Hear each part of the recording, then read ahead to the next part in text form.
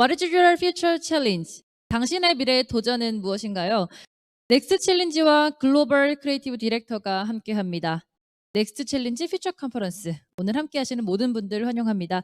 저는 퓨처컨퍼런스 진행을 맡은 넥스트챌린지의 기른진입니다. 반갑습니다.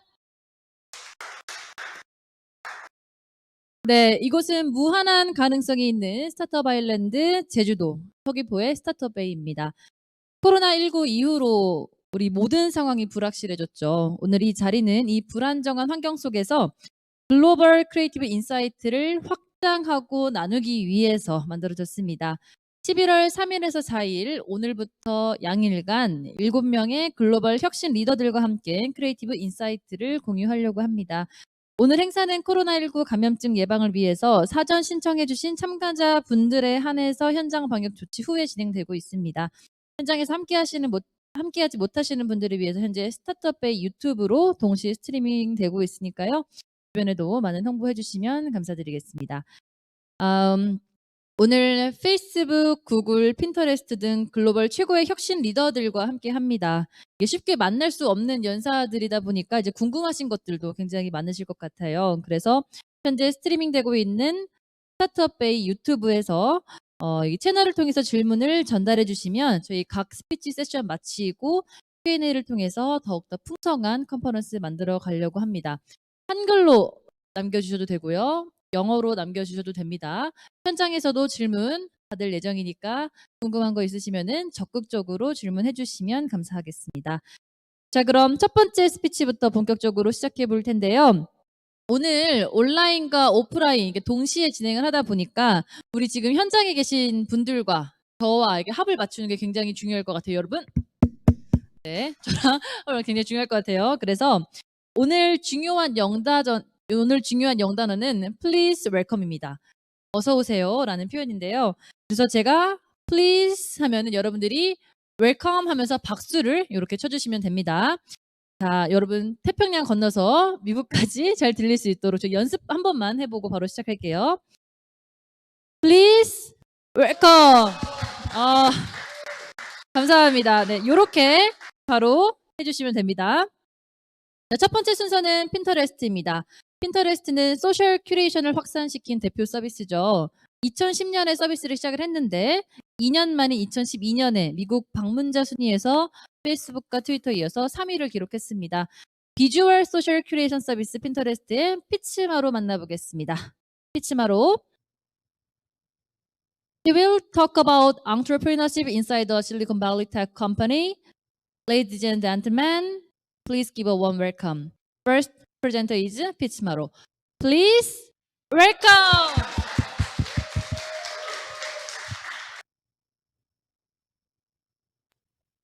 Yeah, Fitz.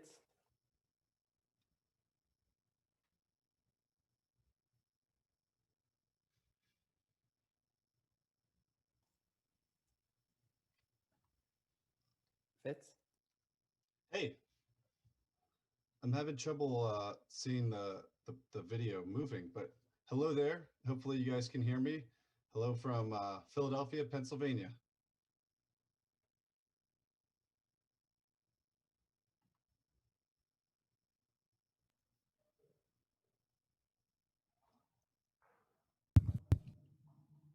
Okay, seems to be working pretty well. My name is Fitz and I'm a creative technology lead at Pinterest. I'm based in the New York City office and have been working with the company for 3 years.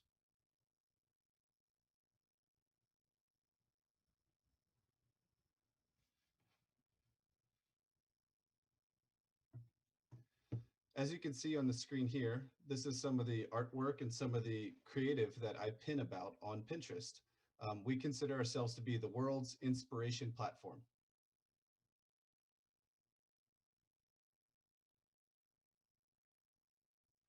At Pinterest, as the creative technology lead, my job is to help advertisers and creators have new, innovative experiences with our technology and our products.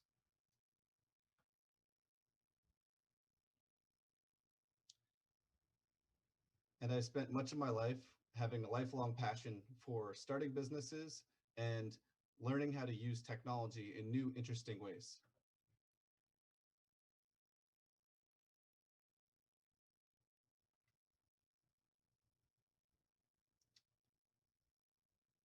Before Pinterest, I did a number of different things, specifically around the technology and advertising world.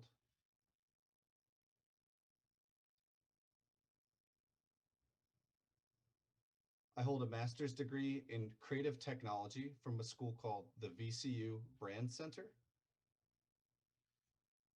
who is a program that's specifically all about new innovative technologies and how they can apply to the advertising world.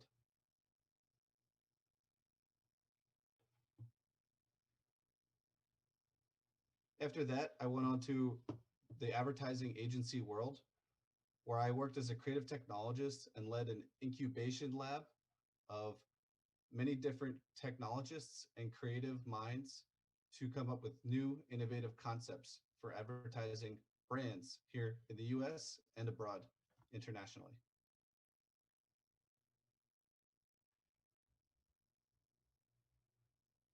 I've started a number of small companies in my time, specifically around the space of drone technology and photography.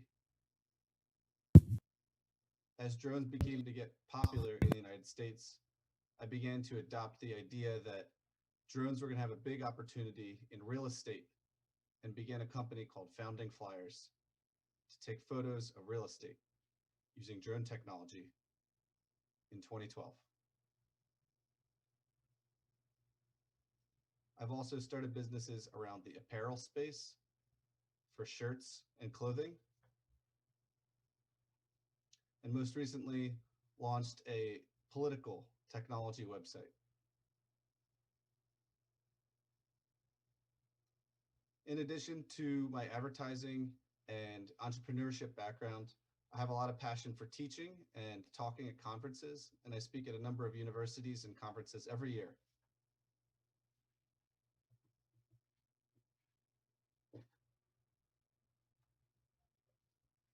Before Pinterest came to my door and asked for me to come work for them, I was very sure that I wanted to start my own business again, this time my biggest business yet. And I got very far down the road of understanding exactly what I wanted to do with this business and how I wanted to launch it, and this one being my best one yet. I even got all the way down to designing the logo for the product, having rough sketches of what this brand would be, and it was called Get Set. This is the first time I've ever shown these designs or shared the idea about starting this business with anyone besides my family. Get Set was an idea for the dating space and online dating, and how we could make it a better experience for the actual date itself. And while I'd love to share more information, I do intend to launch this one day, so I'm going to keep some of the details to myself.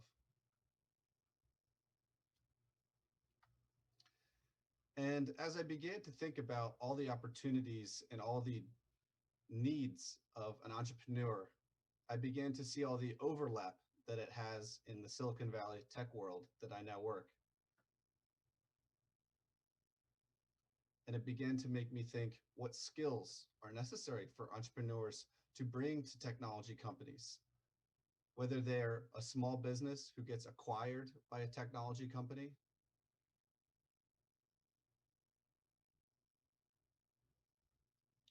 or whether you find yourself not being able to launch the business of your dreams, so you go to work to get experience at a large technology company.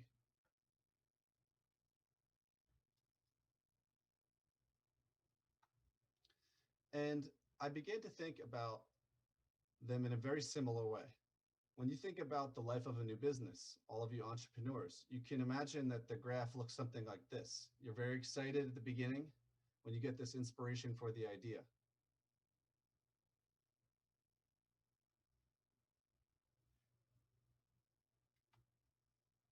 And then, of course, as you begin to explore this idea over time, you realize the pit, where the idea starts to get more challenging and there's so many question marks of how to succeed and where to go.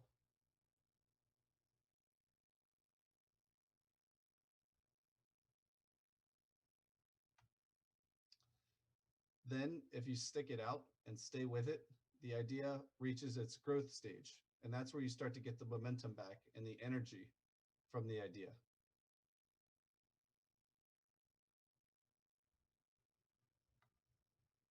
And then what they call the hill of finished, that's where you begin to think, okay, I've got this product, I've launched it in a successful manner.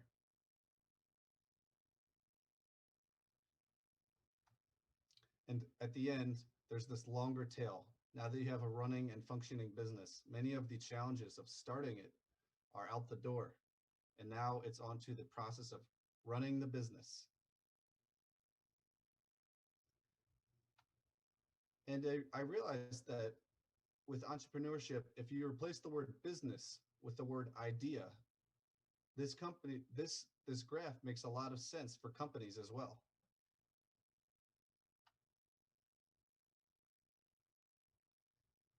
This is the exact same life cycle that I've experienced helping build products and new technologies at a Silicon Valley company. And I thought, all of the overlap, what are the exact items within this experience of launching a new business in entrepreneurship or a new idea within a company?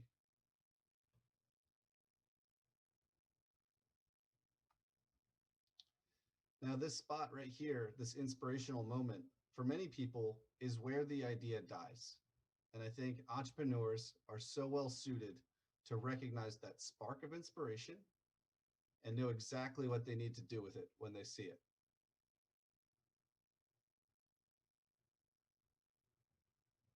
And I think the next area that most people have trouble bringing an idea through, the hardest part, is through the pit. If you start an idea within a big tech company and you have the inspiration, this is where other people stop working.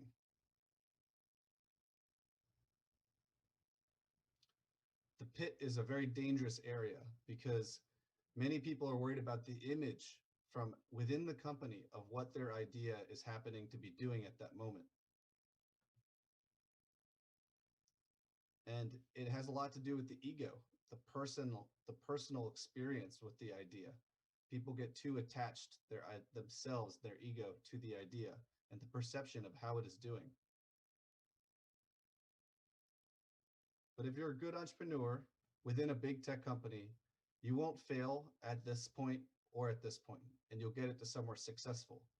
And I look for what are the 4 traits that in my time at these companies, I've seen that type of growth and those great ideas come to life from. And they fall into 4 areas, just like an entrepreneur would see: the idea, the product, the team, and the execution.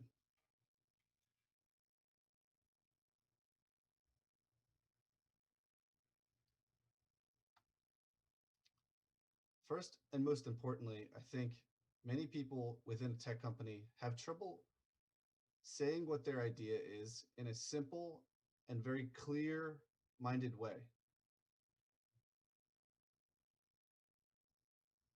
It's incredibly important to have a very clear vision of exactly what you think needs to be created.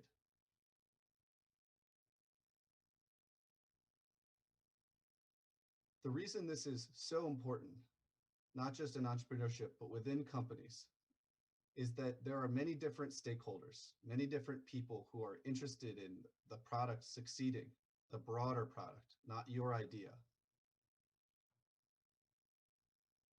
And so it's critical to make sure that your idea and your vision is translated across to all of the stakeholders and they understand why it could matter for them.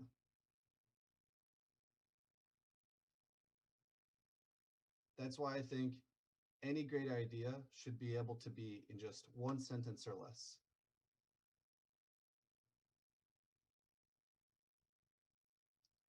And I think it's important for entrepreneurs to give their idea a name. Don't just have the description, have a title for it. Tell me exactly what it is in the title with a nice, memorable title. And then the description, that 1 sentence, that clear vision.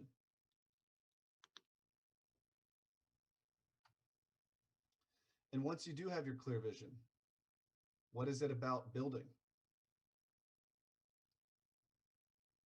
For many people within a big company, their ideas, they feel they have to get ready for everyone.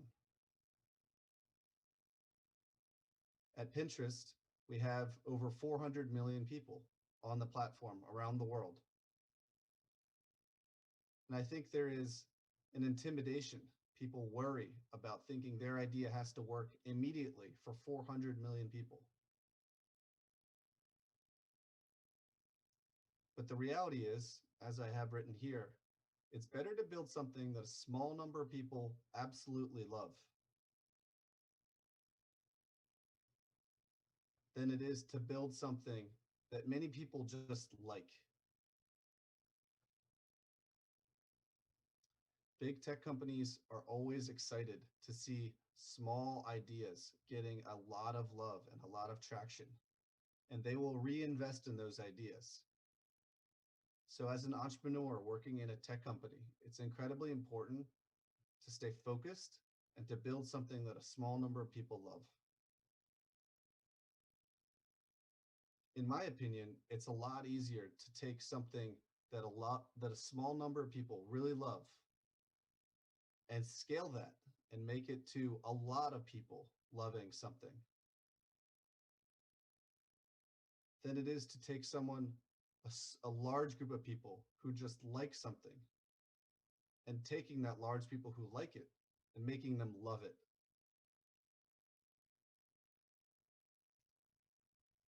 So when it comes to product, I really believe people and entrepreneurs are best suited to take their really clear vision and get it going in a very positive direction, making that love for a small group of folks.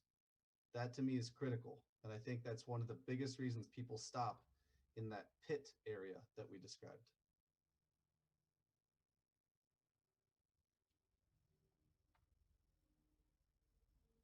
The next thing for me is about building your team. Here at Pinterest, I had an idea 2 years ago that I had pitched to the larger company leadership.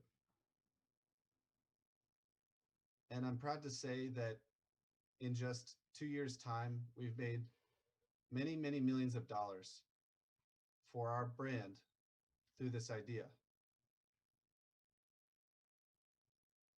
And I remember after the first $10 million were brought in, I was asked to help build a team around this idea and how to grow it, and how to scale it. And I tried to come up with 3 questions for my team that I wanted to say yes to. The first was, are they smart? And I think that this term smart can come to life in many different ways. There are a lot of different ways to be smart, and I don't think it's purely academic or purely about your degrees or your pedigree. I think smart people, incredibly talented people, come in all shapes and forms, and it's very important to not fit them into a specific bucket of exactly what they should be, whether that's their degree or their pedigree of where they came from, or an exact skill that you think all of your team needs to have. But just, are they smart? I think that's a broad term and an important one. The next thing I would highlight that I really wanted to say yes to when I built this team was, do they get things done? Are they productive? Can I give them a task or a goal and know that they're doing it the best that they can? And do they have what I like to call a default to action mindset? When I say that, what I mean is, do they feel ready to roll up their sleeves and get to work? I think the most important thing when managing a team like this and managing someone who is ready to get things done is, again, be very clear in your direction for them. When you're building a team of people who are ready to go and work, it's important to give them the direction they need to go so that they can head that direction with velocity.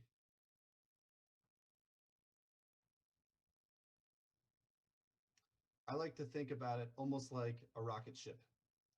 If you aim the rocket ship just 1 degree of a different angle, it'll go in a very different place. So having that good direction is incredibly important for a team that does get moving quickly. And the third thing I wanted to say yes to as I built this team out was this the type of person that I wanted to spend time around.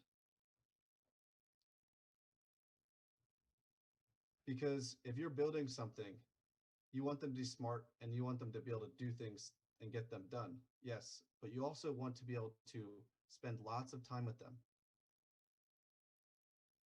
I think any entrepreneur in the audience today is probably nodding their head along. If you've had a bad colleague, you understand how hard this can be if the answer is no. It's incredibly important to have someone or a team that work together and enjoy each other's company and trust each other. And one thing I wanted to point out here is that it's not just finding people you want to spend time with that look like you or sound like you or have a similar background like you. I personally enjoy spending time with people who challenge my thinking, who make me grow mentally, who push the idea further and bring in their own ideas to make things better. Those people energize me, and I think most entrepreneurs like that type of thinking as well.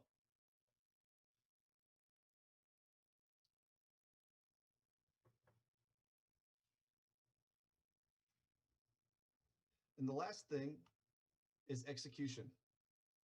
Now that you've had your clear vision and your clear idea, and you're able to communicate it and test it and find a small group of people who really love it, and you're going to scale that. And now that you have a great team, it's time to execute.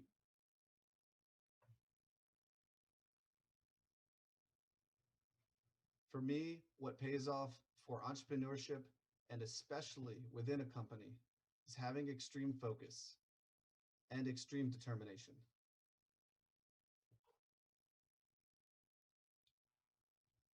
I think these two characteristics are the most important for actually being able to see long-term success of an idea within a company.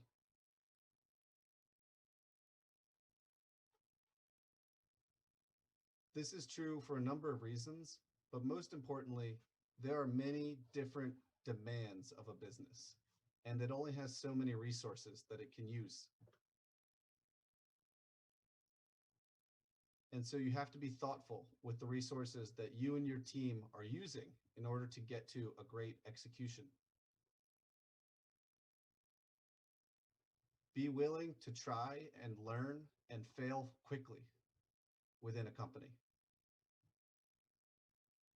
You may think you failed because it didn't achieve exactly what you wanted, but like other companies and like startups themselves, you're going to get a very fast learning, very fast signal that will help you iterate and continue to grow the idea. The program that I was working on when I started it had many wins and successes to start, but we also had many failures. And to be honest, personally, I was very worried about explaining those to my boss, the global head of this vertical. But there was a lot of support for the successes that we had seen and a lot of enthusiasm for where it could go.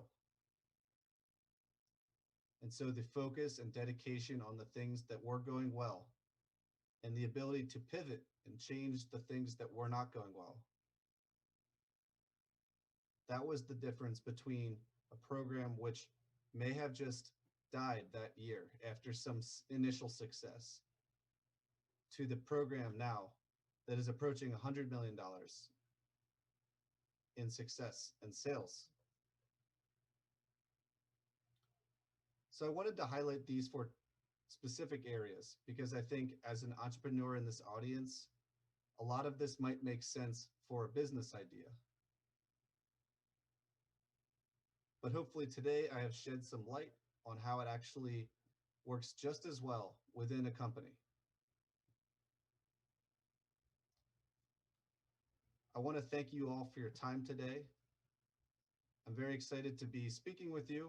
This is my first opportunity to speak to a Korean audience. And I really appreciate all the time and energy and great ideas that you all be bringing to the world soon enough. And I look forward to using each and every one of them. And with that, I will open it for Q&A.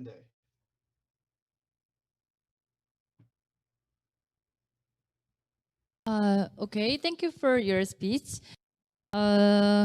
지금 유튜브에 질문이 몇 가지가 올라와서 제가 픽업을 해서 저희 통역사님과 함께 현장에서 진행을 해보도록 하겠습니다. 네, 첫 번째 질문입니다. 피츠마로가 본인의 아이디어에 대한 과도한 집착이 데스밸리에 머물 수도 있다라는 말을 했는데요. 그렇다면 집착을 실질적으로 어떻게 조정할 수 있을지에 대해서 질문을 주셨네요.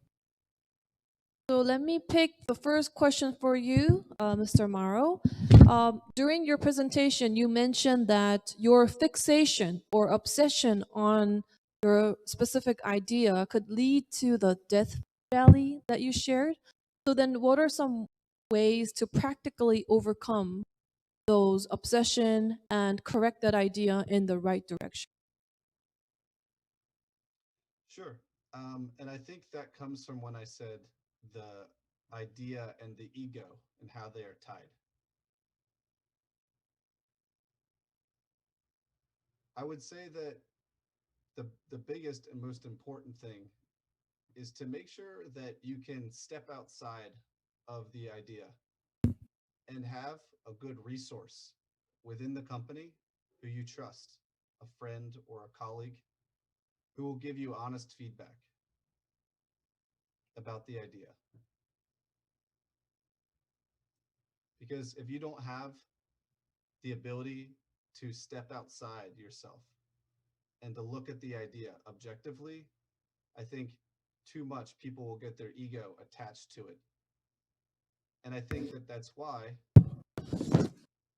many successful startups who became large businesses went through the pivot phase. They had an idea, they failed quickly, and they were able to pivot it because they didn't attach their ego to the outcome of the original idea. Okay, thank you. Next question. 다음 질문으로는 저희가 이것도 이제 유튜브에 제가 픽한 질문인데요. 초기 스타트업들 간에 역량별 협업하는 성공 사례가 있을지 물어보셨어요. 그러니까 예를 들어서 어떤 팀은 제품 개발을 하는 팀이 있고 어떤 팀은 유통 채널을 구축하는 팀이 있다고 한다면 통상적으로 시작은 좋지만 끝은 어려울 수 있다. 그래서 이런 협업으로 성공한 사례가 있는지에 대한 질문을 주셨습니다. So moving on to the next question, we would like to ask whether there was a successful case where early stage startups with different verticals cooperate together and lead to a successful scenario. For example, if one company is in charge of product development and the other is in charge of distribution or logistic channel operation, it may seem like it might start off well, but that at the end of the day, it could lead to a failure. Do you know any cases or example where different verticals work together and then, led to a successful ending? Sure. Yes, that's a good question, and I agree. Sometimes it's hard to see successes when there's a lot of different verticals and different groups working together.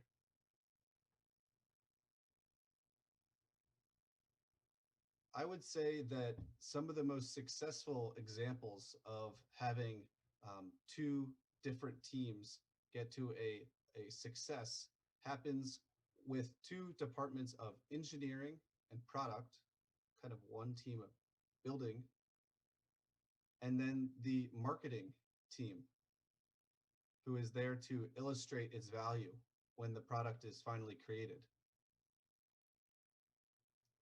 So you could look at a number of companies out there who are doing this successfully. But I think anytime you see a new product launched from a large tech company and it's successful and it's functional and it has good messaging and it's clearly communicated to its new audience, I think personally that is some of the most challenging teams to get on the same page working together. For me, the reason that that's the most challenging is that engineers and product people have a very specific mindset. And marketing people, creative minds, have a very different mindset than engineers. And so to get them on the same page and to get them working together can be incredibly challenging. I've seen this internally as we at Pinterest have just launched a creators tool, a tool for people to bring their best ideas, the best creations they have to Pinterest. And that was incredibly challenging to have the engineers who are building the product and the marketing team who has to be speaking with creators and illustrating the value. But I can also think of many other companies. I think Facebook and Instagram, when they merged those two companies, probably had a lot of the same challenges of product and engineering coming together with creative minds. But it can be done, and it happens through great collaboration and great communication.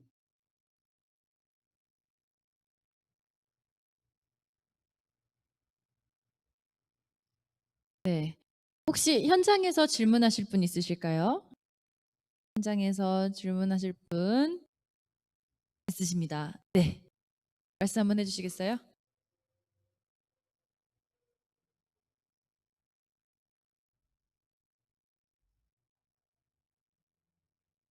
네. 한국과 미국의 차이가 있을 것 같아서 질문을 해주셨어요. 팀원을 구성하실 때 가장 중요하게 여기시는 부분이 있다면? 네. So we just received a question from the audience here in Korea on site. I see that there could be some differences in Korea and the US when it comes to team building, but could you share your opinion? What is the most important factor when it comes to, choosing the right person for your team? The most important factor. I know you already shared 3 things, but yeah. Yes. Okay, good question and a challenging question. For me, I would say if I had to pick one thing, I would say the word trust. I would say, much like a romantic relationship with a husband or wife, or a personal relationship with a good friend or a family member, you have to be able to trust them. And I will rather take someone who is 90% as intelligent and 90% as able to do something versus someone who's 100% on both. But if I can trust them, I will take that person who is not as good on the other levels every time. And I think especially true inside a company as you're thinking of new ideas and launching them. You have to have someone you believe and you trust really believes in the vision with you, and that they're not doing it for personal gain, but they're doing it because they believe in the idea and you trust that they believe in the idea. That would be the word I would choose and the characteristic I would pick most. 네. 그러면은 3번째 질문 현장에서 받도록 하겠습니다.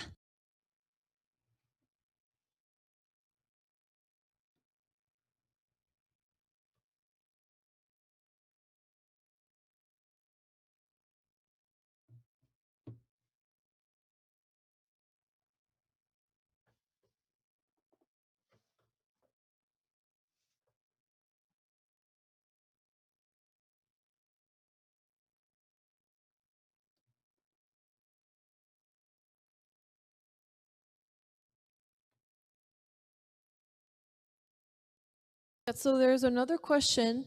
You share that you successfully launched your idea within your company and that became millions of dollars of business as of now.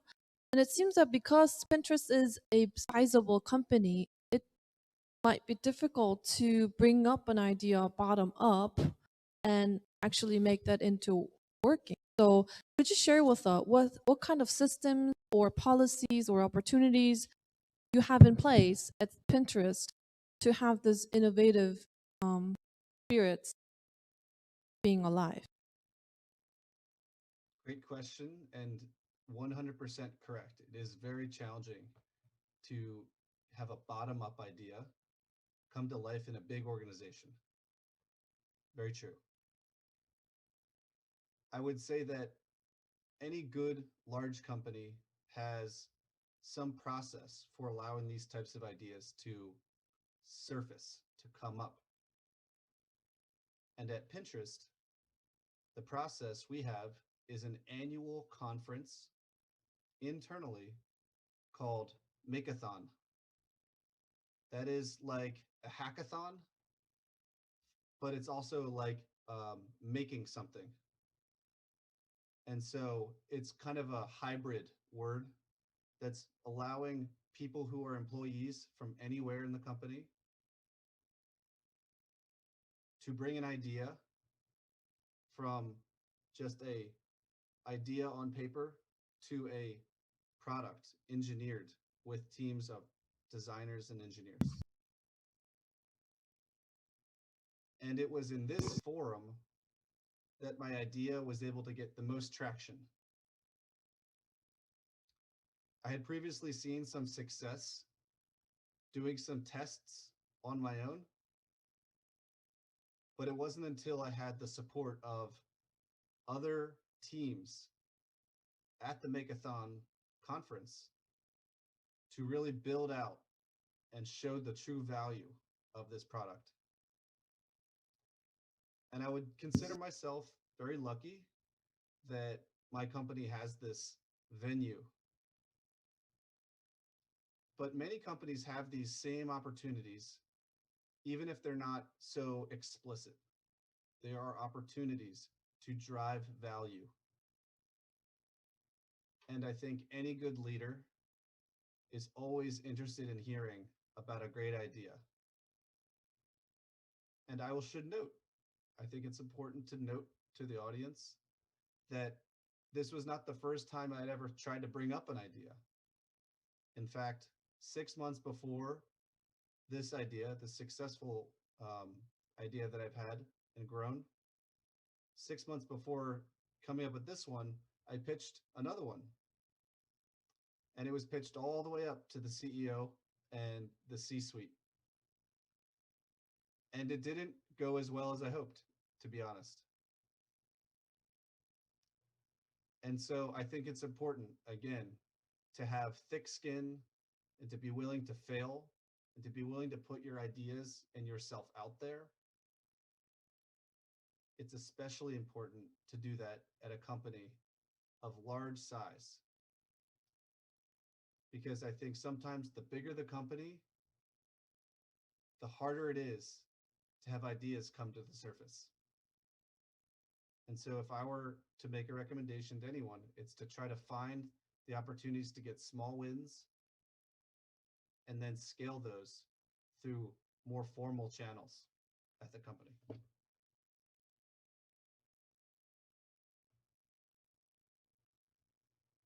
네, thank you. We have a last question.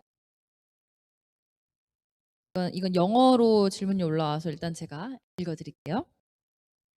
Have you ever stuck between inspiration to the pit? What was your strategy or skill to overcome it? 라고 질문을 해주셨네요. I think I heard that clearly, which was going from the pit on the graph to the growth stage of the idea. So I would say for me, the most important thing at that point is to stay focused on the learnings of that moment and to not get lost in the past or get lost in the future, but staying present and understanding what is working and what is not working. Again, I've mentioned the pivot and how popular that is in startups. But in big companies, people are very afraid to do that. And I think if you were ever to have a company grow, whether it's an entrepreneurial, entity that you grow yourself, or it's within a company that you might lead one day after joining them, I would say to not criticize people who fail, because it takes so much energy to put your idea out there. And it's so hard to see it go poorly. And so I actually think leaders who can encourage their team through that pit, instead of pulling the power and pulling the funding, is to give them just a little bit more opportunity. Give them another couple weeks to see what they can do. And encourage them to try to push through and see if they can take those learnings and move and create traction within those, versus making them feel poorly about the idea. Because ultimately what that does is it removes future people from bringing any ideas up for that fear of failure. And so just to round out my thought, I would say to go from the pit to success, focus on your ideas, wins, and focus on how you can get more traction on those while slowing down the failures, because those small wins will keep you motivated for the next big ones.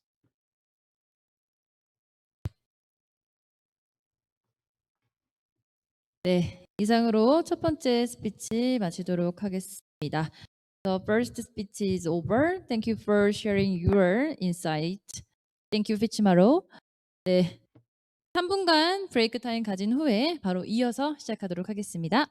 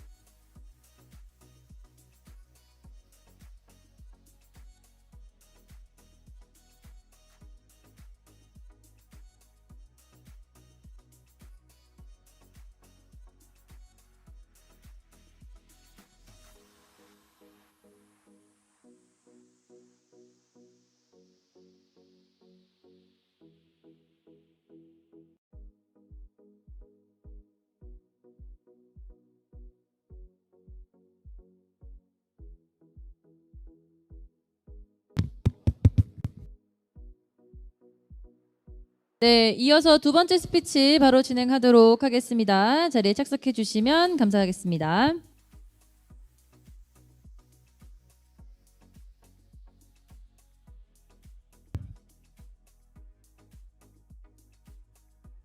글로벌 크리에이티브 디렉터와 함께하는 넥스트챌린지 퓨처컨퍼런스 두 번째 스피커 만나보겠습니다.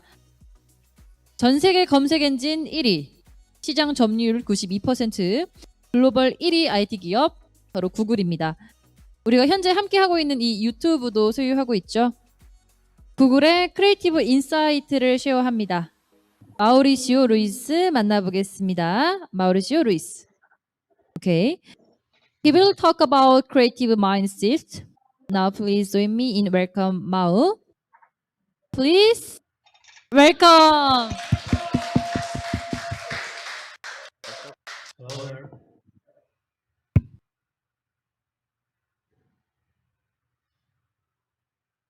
Okay, I cannot hear you anymore, but I'm hoping that you hear me now. Can somebody confirm that everybody can hear me? Very well. Perfect, awesome. So, hey there, super excited to be here at the next event. My name is Mauricio, Mao. You can call me Mao. Some people like to pronounce it as if it was M-A-O. Super excited to be here. I'll talk to you a little bit about myself in a second, but first I always like to start a good presentation with a little bit of work. I think that work speaks better than myself, so let me show you something real quick.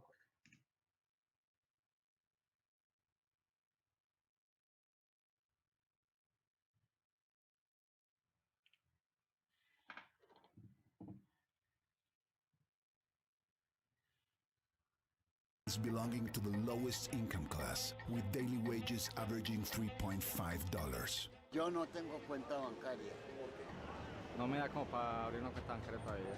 Banks don't cater to them because there is no profit to be made. They cannot get loans. They have no formal means of payment. They have to hide their savings, which exposes them to crime.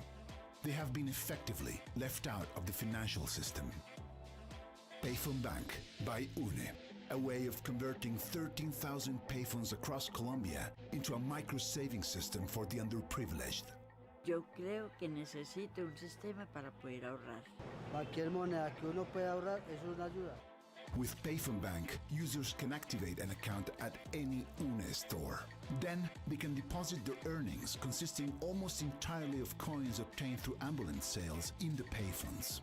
A central asterisk-based interactive voice response system controls them via DTMF tones, turning 13,000 analog phones into de facto digital banking terminals.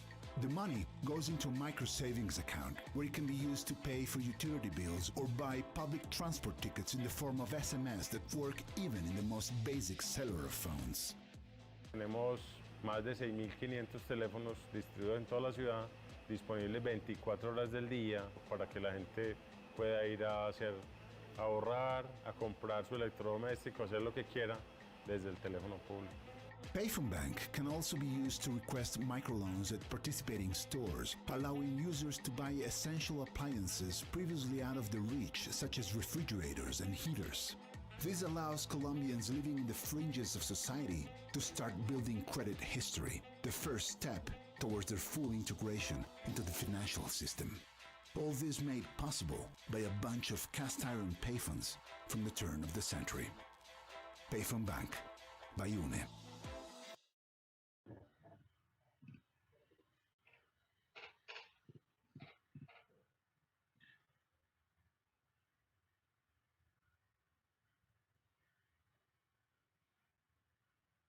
Awesome. So hopefully you got to see a little bit of the work, and hopefully that video played well.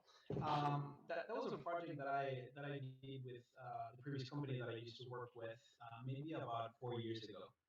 To tell you a little bit about myself, I was born in Mexico City, hence the weird name. I'm a dropout mechanical engineer. I sold 2 technology companies in Latin America and also bankrupted another 3 in the process. I think I learned more from the bankruptcies than actually from the two ones that I solved. Then I was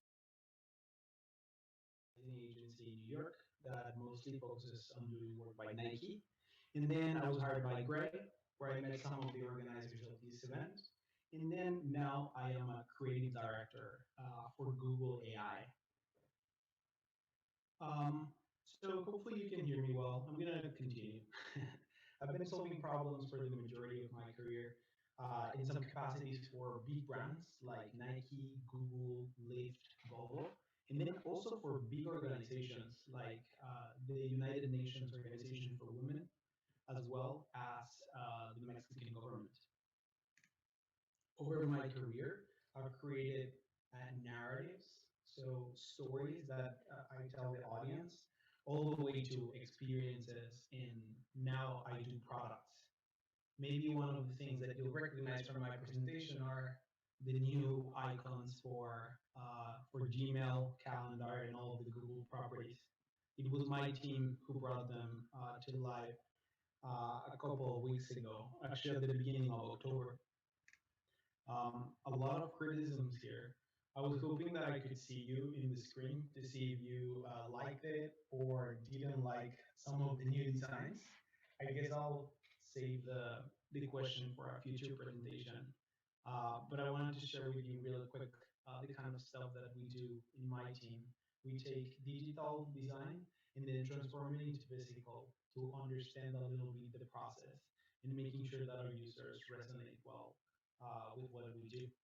As I mentioned, I now work also in product. Working for Google, I just helped create a tool to identify COVID-19 related symptoms for underrepresented communities like the Latin community in the United States. As I mentioned, I do from narratives, experiences, and now I'm getting into products that have to do with artificial intelligence. The conversation of today will be focused around how, in my career, some of the things that I've learned that technologies come and go, but if you focus on people, people always stay. So if you focus on people, I think you will be in the right path.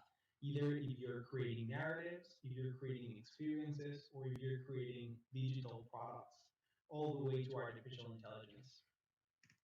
So I want to present to you the innovator mind shift. 3 mind shifts that will make impossible problems possible. And quite frankly, I think they will help you conquer the world. They go like this. Number 1, knowing is the enemy of learning. Number 2, see the world through verbs and not through nouns. And number 3, doing is the best way of learning. I'm going to start with knowing is the enemy of learning. And don't get me confused. I'm not an enemy of knowledge. I'm an enemy of knowing as a verb. As you might know, knowledge as a noun is a thing that you acquire, while knowing as a verb is an action that you kind of like possess. I'm against knowing because it's static. It's a static moment. Knowing is an action that you perform. And pretty much like any verbs or action that you perform, it's really hard to do 2 at a time. A good example for this is talking versus listening.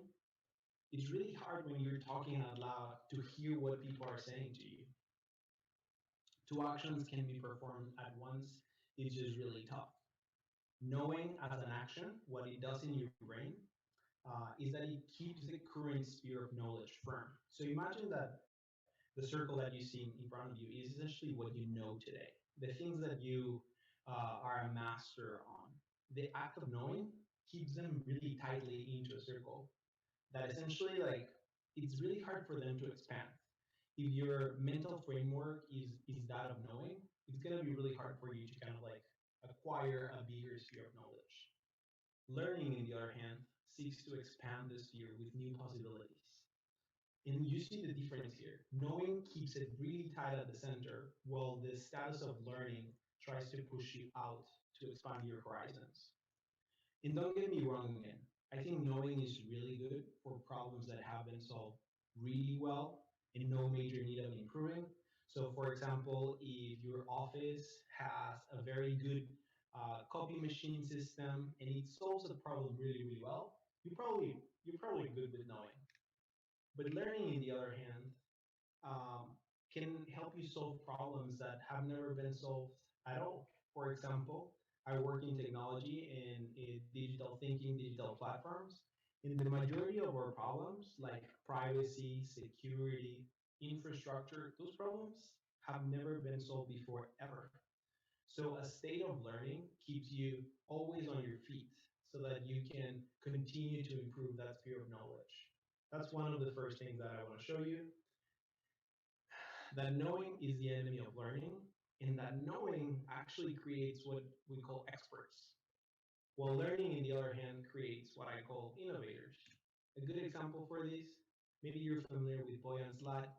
This is a kid from the Netherlands that essentially started a project to clean the ocean based on pollution. He was a 16-year-old, and he didn't know much about either waste management or pollution in the ocean, but he had a vision. His vision was that he could help solve this big problem that we have if he started prototyping stuff.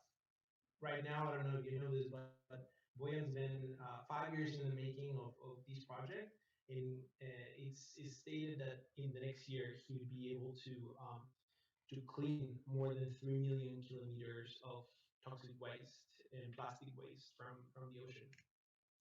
So that's the first one. Knowing is the enemy of learning. Remember to always stay nimble, always stay focused on learning. When you are thinking that you know too much or that you know your topic really well, you have two options. Either you change the topic or then you change your mindset because you're probably not growing. The second one is a very simple one. I want you to think of the image that's in front of you and think for a second what it is. Just think about it, what it is. I'm not sure the word in Korean, but when you see this image in English, the first thing that you think, it's a fork.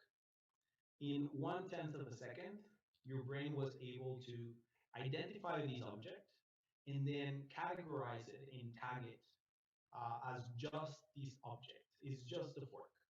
The brain is excellent at doing this. It's called brain categorization, and it does it basically because it saves your brain a lot of energy so that you can think beyond what you're thinking. The second mind shift for the innovator that I'm sharing with you today is see through verbs and not through nouns. Because essentially, if you stop for a second and you give your brain a little bit of space to think beyond what this object is, you can figure it out that, of course, this is an object for eating that can help you, eat a good salad and stuff like that. But if you analyze an object through the verbs of how it was created, for example, you could tell stories about how ancient stars from 85,000 million years ago created the aluminum that was required to put together this tool, or how the story of the fork goes all the way to Italy, the Byzantine Empire, who essentially created tools for first agriculture, and then it was the French and Louis the XVI who brought those agricultural tools into your home. This is a fork that was started first as an agricultural tool, and it made it all the way to your table so that you can eat. But as you're seeing here, an object can tell a story, as many stories as you think about it. So if you if you see anything, just in general, the world through verbs and not through nouns, you're going to be in a very good spot to keep that mindset of learning. And you see, the problem that I see here is that this doesn't happen only with objects. It also happens with people. So when you meet somebody new, the first thing that your brain does is that it categorizes that person. It starts with the color of their skin. So it's like brown, white, purple, orange, vanilla, whatever color you decide to it. But then there's also labels around what they do. It's a chef, it's a waiter, it's a teacher, it's an engineer. And then you forget all the nuances that the human condition just like gives you. The beautiful human conditions of how this person came to be today, where they are. and the things that they can do with the knowledge that they possess at this current time. I do think that labeling, that mental kind of like shortcut that the brain does, leads to the terrible things that we're seeing today in culture, like the sexism, the racism, or the jingoism. In general, labeling avoids your mind from a mindset of learning. So if you have one thing that you take away from this talk today is maybe start trying to see the world through verbs and not through nouns. Or like Mr. Miyagi says, watch how things become instead of what they are. That's the second mindset to keep innovating. And let me tell you what happens when you don't see the world through the lens of learning and also through actions. I'm going to tell you that the best solutions come from great insights in human behavior, from observation. When you don't do that, you create a project in the abstract. And in the technology world, we're experts at doing this. We sometimes forget about users and what do they need or how they will use our products effectively. And my favorite example for that is a word from Japanese that's called shindogu, which is something apparently useful, but in reality impossible to use. This is a funny example, which is if you're eating noodles and they're too hot, maybe you can attach a little ventilator so that your noodles are cooler when they hit your mouth. Of course, you see that in reality, this would be impossible to use. It doesn't serve any purpose. Another a few examples that I think they're very funny is if you have the flu or if you're sick, you could always carry in your head toilet paper, or if you want to take a nap in the subway, you could always be attached to the train. These are just like examples of um, creating stuff without thinking about people, how people are going to use them. The last few examples that I'll share are, of course, this tie in the form of an umbrella, and then, of course, for ladies, if they don't want to see their shoes stained, they could always put little umbrellas to keep them from the water. All of these things happen every day in technology. This is an example in the form of a video that I will not play today, but it speaks about how Silicon Valley and some of the technology culture just create products for the sake of them. In this case, it is an example of a receptacle, like a glass like this one, that once you pour your beverage on it, it tells you exactly what it's made of. But it forgets that essentially you can just like read the label and understand what kind of product are you drinking. So Silicon Valley does it a lot. Always observe human behavior. Always keep focus on people and try to help your brain to kind of like stop that natural labeling that happens. And here is an open question. I was hoping that during this conversation, we could kind of like interact a little bit. I'm realizing that I cannot hear you right now, but think about it. In the past, is your product or your idea, is it a chindogu? Are you designing in an abstraction without thinking about how users are going to use your product? Are you just creating something for the sake of creating it? Think about it and stop for a second if you can, and consider it. Just like, are you creating something that really helps users, that really helps humans? Figure out the path of least resistance and then automate if you're doing that. That's one of the solutions that we do at Google. The third mindset that I'm going to share with you is that doing is the best way of learning. And this one, it's the one that I'm most passionate about. This is what I call the regular cycle in a big company. Big companies, big and small companies have this endless cycle of a person has an idea, and then that idea gets put together into a slide presentation. The slide presentation then takes it into a meeting where the idea gets presented, and then everybody during that meeting has a bunch of other ideas that then just become slide decks forever. I call this the Bermuda Triangle of ideas. This is the recipe for failure into any kind of organization. This is what you don't want. A lot of people do this because they think of the old proverb of think before you do.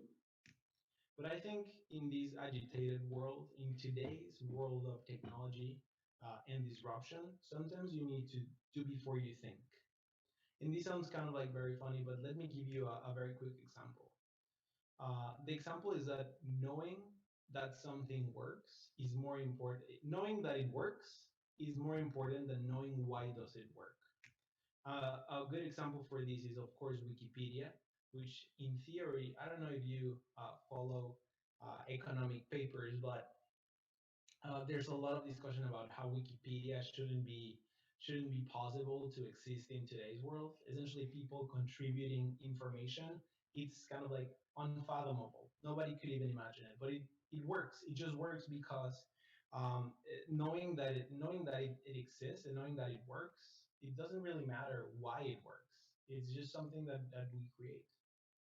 A little bit on the learning process.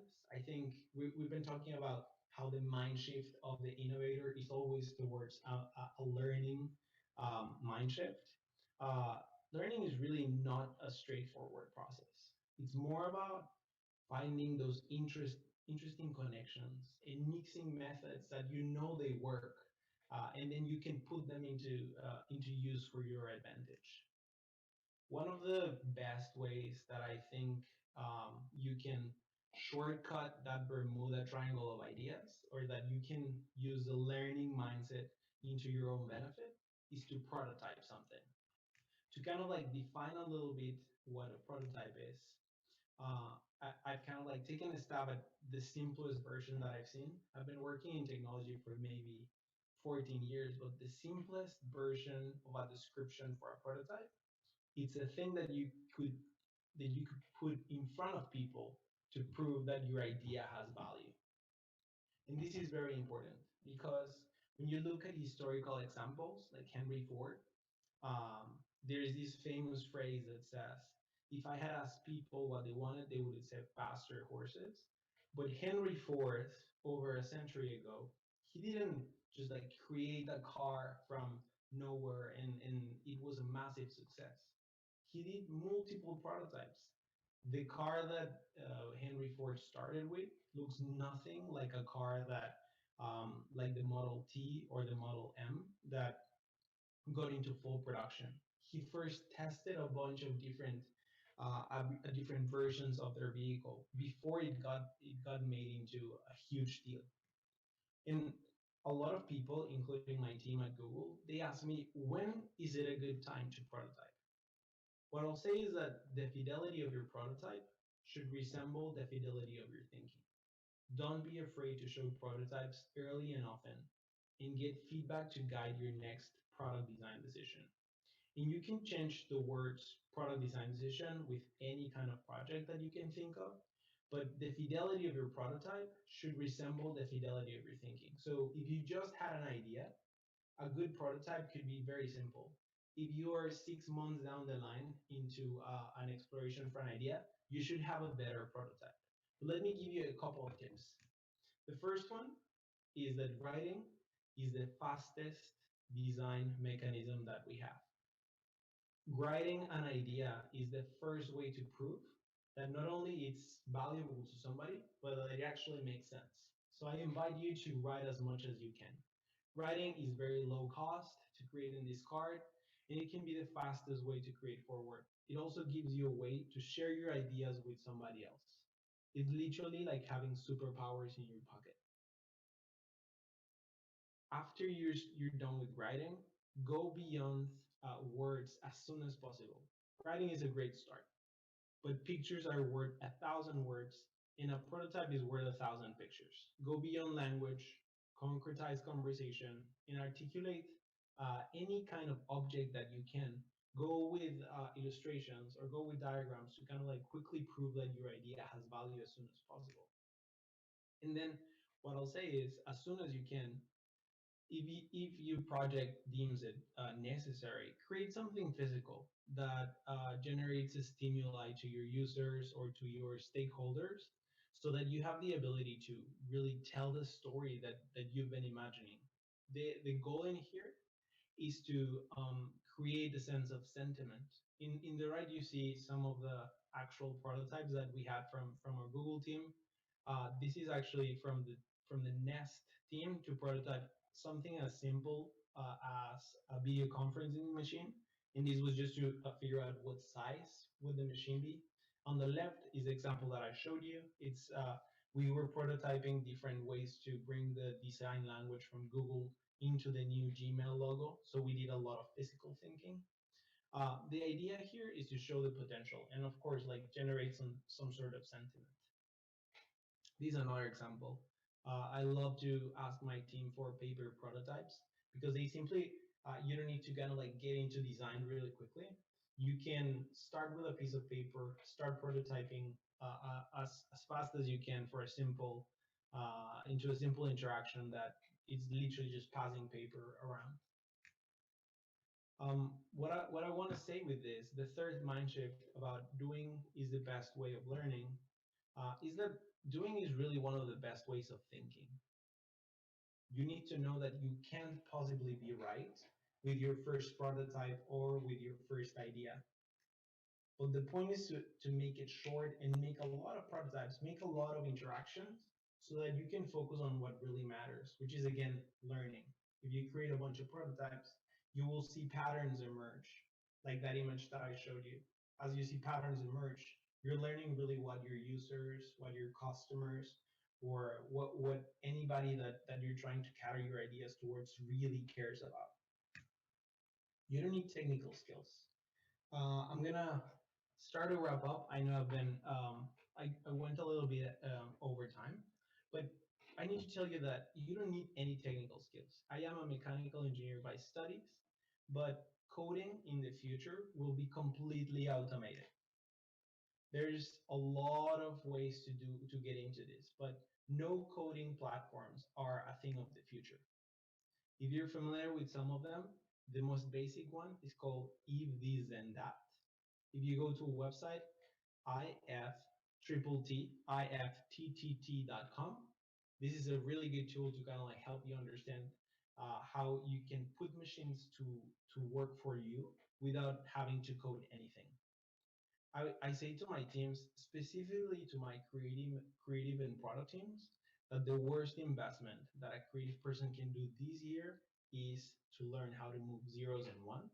That means how to program computers.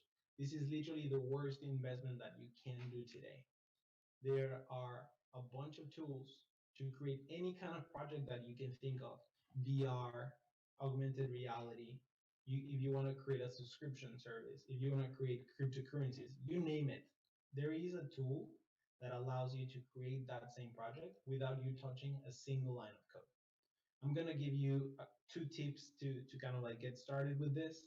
The first one, if you don't know this website, it's called Product Hunt.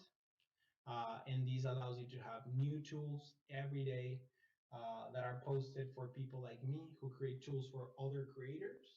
Go to producthunt.com and then just literally search no code and whatever thing that you want to do, and you'll find somebody that already solved that same problem that you're trying to solve right now. And the second one is just go to Google. This is not an advertising, but literally go to google.com and just search for the no coding movement. If you're a non-technical person, if you're a designer, a writer, an entrepreneur, you don't need to learn anything code related right now. Focus on your idea. Remember, if a picture is worth 1,000 words, then a prototype is worth 1,000 meanings. Get started doing something that you can put in front of your users or your customers, and you will learn much more than just kind of like imagining it and then designing for a year and a half a project that nobody wants. That is so effing true. I'm just gonna close this with say, focus your energy on building your vision, not more tech. Thank you very much. And now I would like to open up the discussion for some questions and answers. Hopefully you guys can help me, the team at the conference can help me mediate some of the questions. And yeah, this is a pleasure. Thank you very much for having me.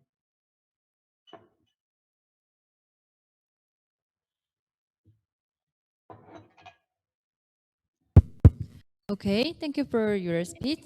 네, 그럼 질의응답 나눠보도록 하겠습니다.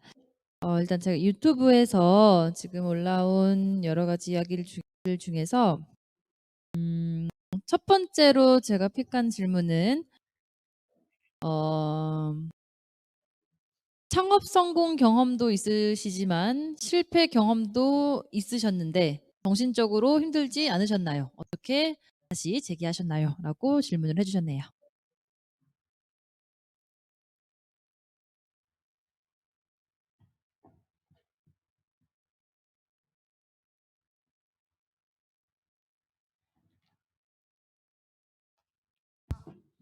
Hello, can you hear me? Yeah. Yeah, sorry for making you wait. There was some technical issue. My first question is, it seems that you not only just succeeded when it comes to making startups, you also had some failure as well. So wasn't it mentally difficult? How did you overcome those painful moments? Yeah, that is a really good question. I would say that I've been working in technology for maybe 12 years. And to be frank, the majority of it has been failure. I would say maybe 40% has been failure. As I mentioned, I started three companies that went bankrupt and had to like hire a team and then fire a team.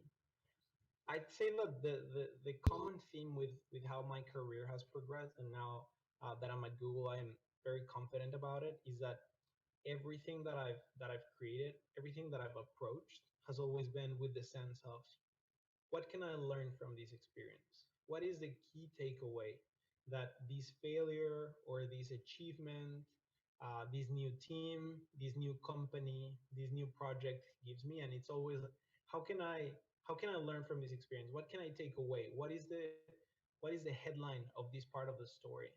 Um, and with that, everything that is good or bad, it always becomes suddenly good. It gets transformed into a good experience because I can literally apply everything that I learned from years past into my next project. I call this, it's like compounding effect. You think of compounding as a financial word, but it really applies to everything. Imagine that the years of your experience can be applied. Say that you have 5 years of experience. Imagine if you kept record of all the things that you learned throughout those 5 years, and then in the year number 6, you have it at your disposal and say, all of these things I can apply to my new project. I'm sure that you'd be much more successful than the first or the second year. So I think to kind of like shorten the answer, it's all about keeping that mindset of learning, always having a learning mentality. And then failure or success, it simply always becomes kind of like good energy, positive energy. That's something that I can apply to my future job, future project, and even future human relations.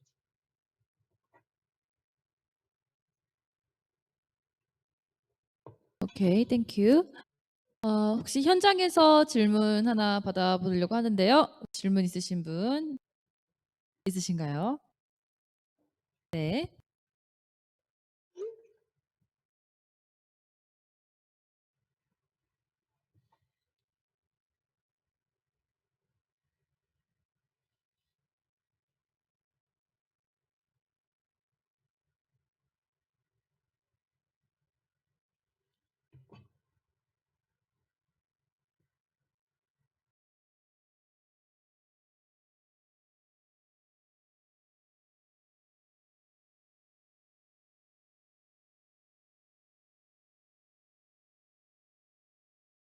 Yeah. So I just wanted to comment on one of the slides that you showed us. You were wondering what fork is called in Korean. We call that fork as well. Just a little bit of differentiation in pronunciation. We call it poke. Anyways, so I think your speech and presentation was great when it comes to the mind shifting strategies. And you also mentioned we need to focus on verbs instead of nouns. But to practically train ourselves to that direction, it's very hard. So is there any way where that you use to train yourself to focus on verbs instead of nouns? Can you share that strategy with us? Another really, really good question. As I mentioned, and I hope that I didn't go too fast, but as I mentioned at that part of the conversation, two things. I'm doing the majority of my work now in artificial intelligence, which means a lot of studying how the human brain behaves. And tagging and labeling is literally how the human brain behaves 90% of the time. Your brain is trying to save as much energy as possible so that if you find a pattern that you've seen in the past, the brain literally identifies, connects it with the storage that you have, and then it tries to apply the same solution. So it's hard to kind of like think of these verbs instead of nouns. Nouns are those labels that I'm describing. A couple of ways to achieve that, I would say, I really like this method, and this is a method that is from sales. People that sell stuff use it a lot, and interviewers as well. Interviewers like Oprah, um, asking why several times is always a good way to find out, to get to the core of an idea. So, for example, users are asking us to, hey, I need to change phones.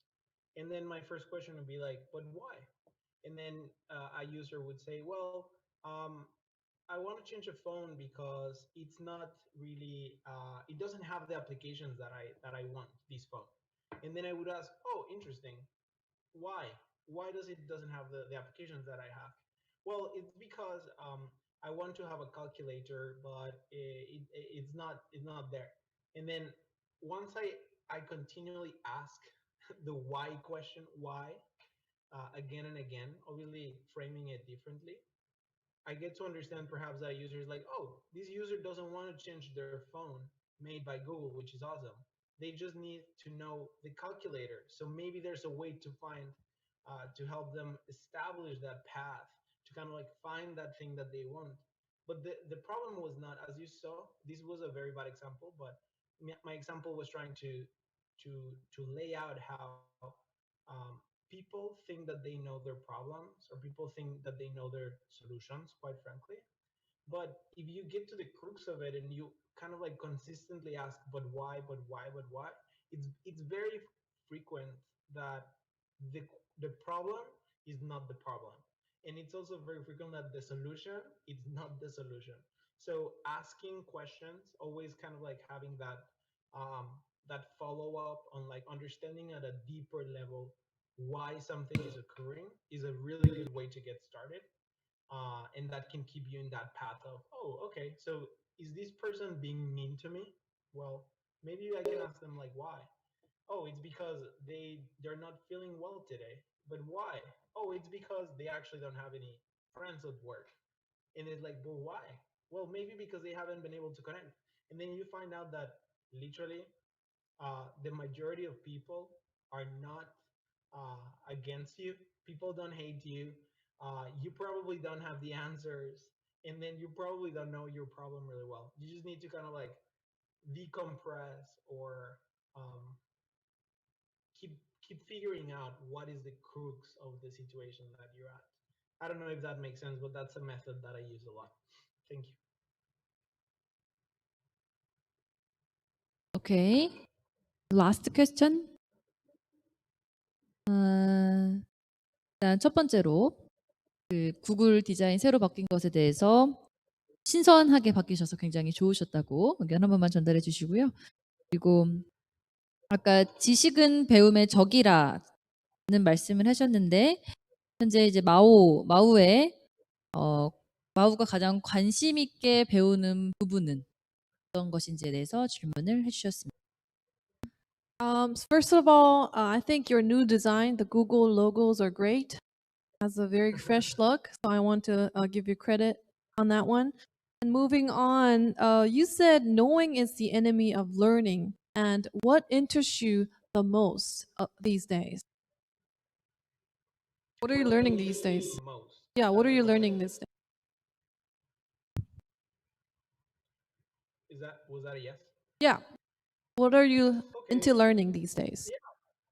Well, there are a couple of things.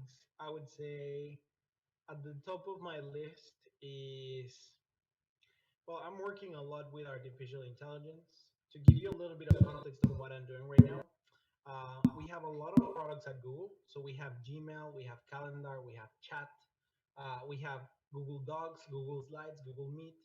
All of these products are to make you more productive. So we have 18 products that make you more productive at your work or at your school. And we think that there's a lot of divisions in between those products. So um, if you're writing an email and you want to reference a document, you need to jump in between products back and forth. And if you're anything like myself, you have 30 tabs of internet open with 5 times the same document. And it's hard for you to kind of like come back and forth, and kind of like perform the task that you want. So what we're doing, this new redesign that you see for the Google icons represent something much higher.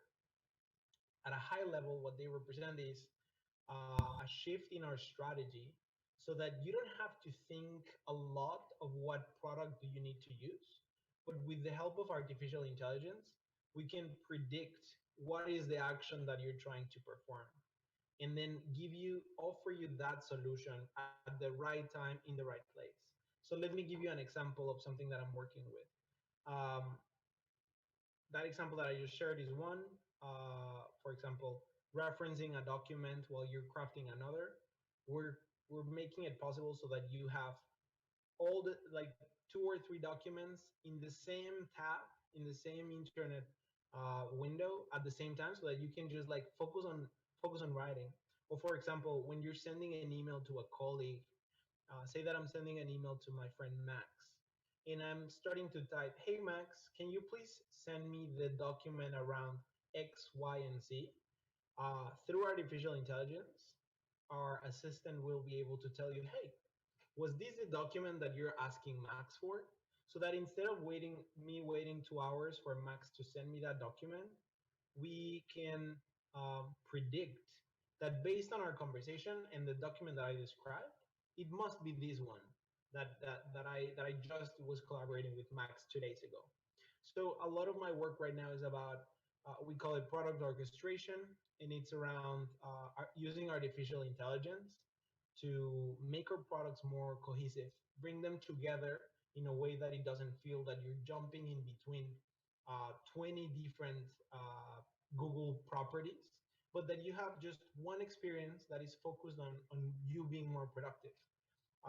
So at a high level, what I'm focused on is um, being more helpful, helping Google products being more helpful, and then more intuitively um, aware of what the things are you need, so that we can get out of the way, and then you focus on and leave you focus on what your goals are. That was a very long answer.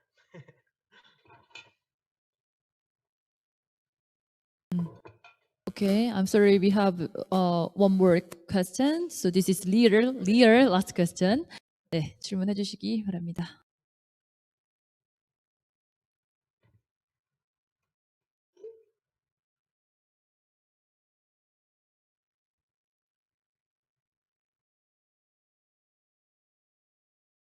So the next question is, as we are facing the COVID-19 crisis, what are some challenges and opportunities that Google creative people are looking at?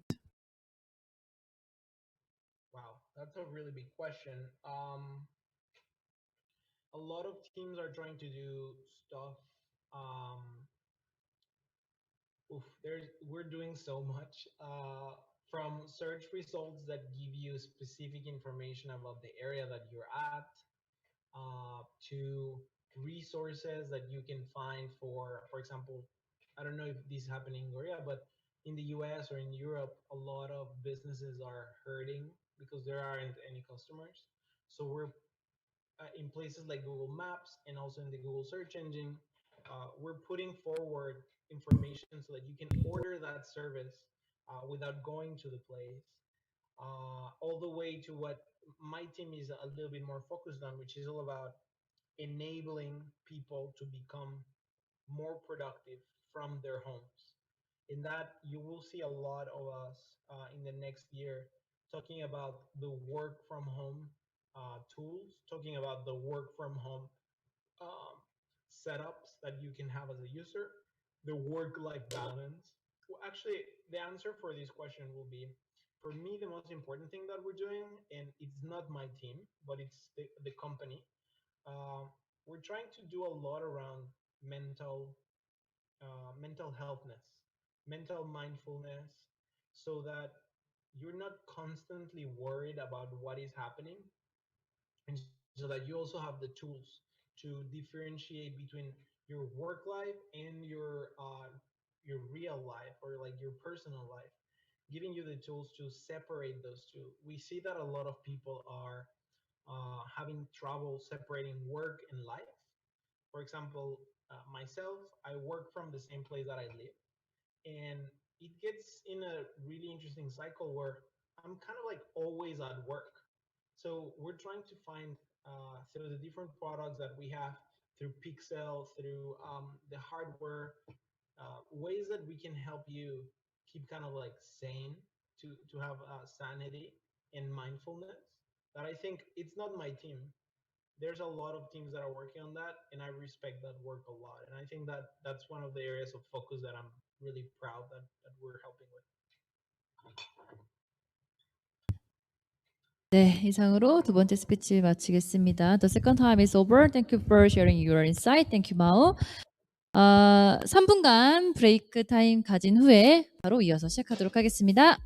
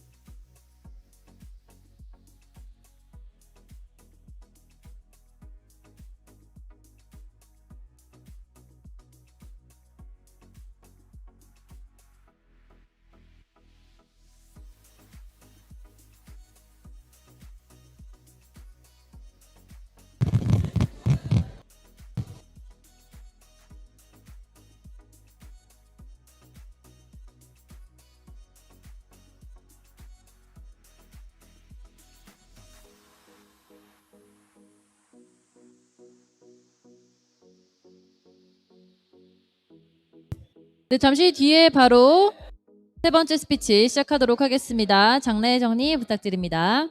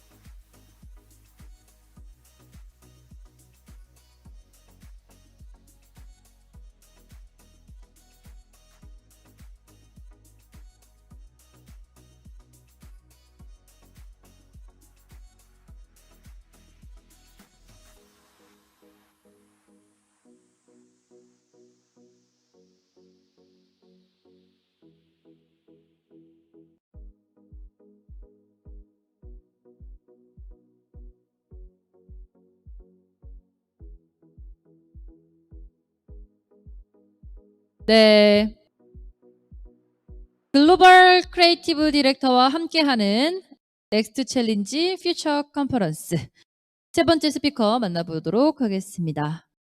월 사용자 20억 명, 하루 동안 평균 1억 5천만 명 로그인, 매일 4천만 개 이상의 상태 업데이트.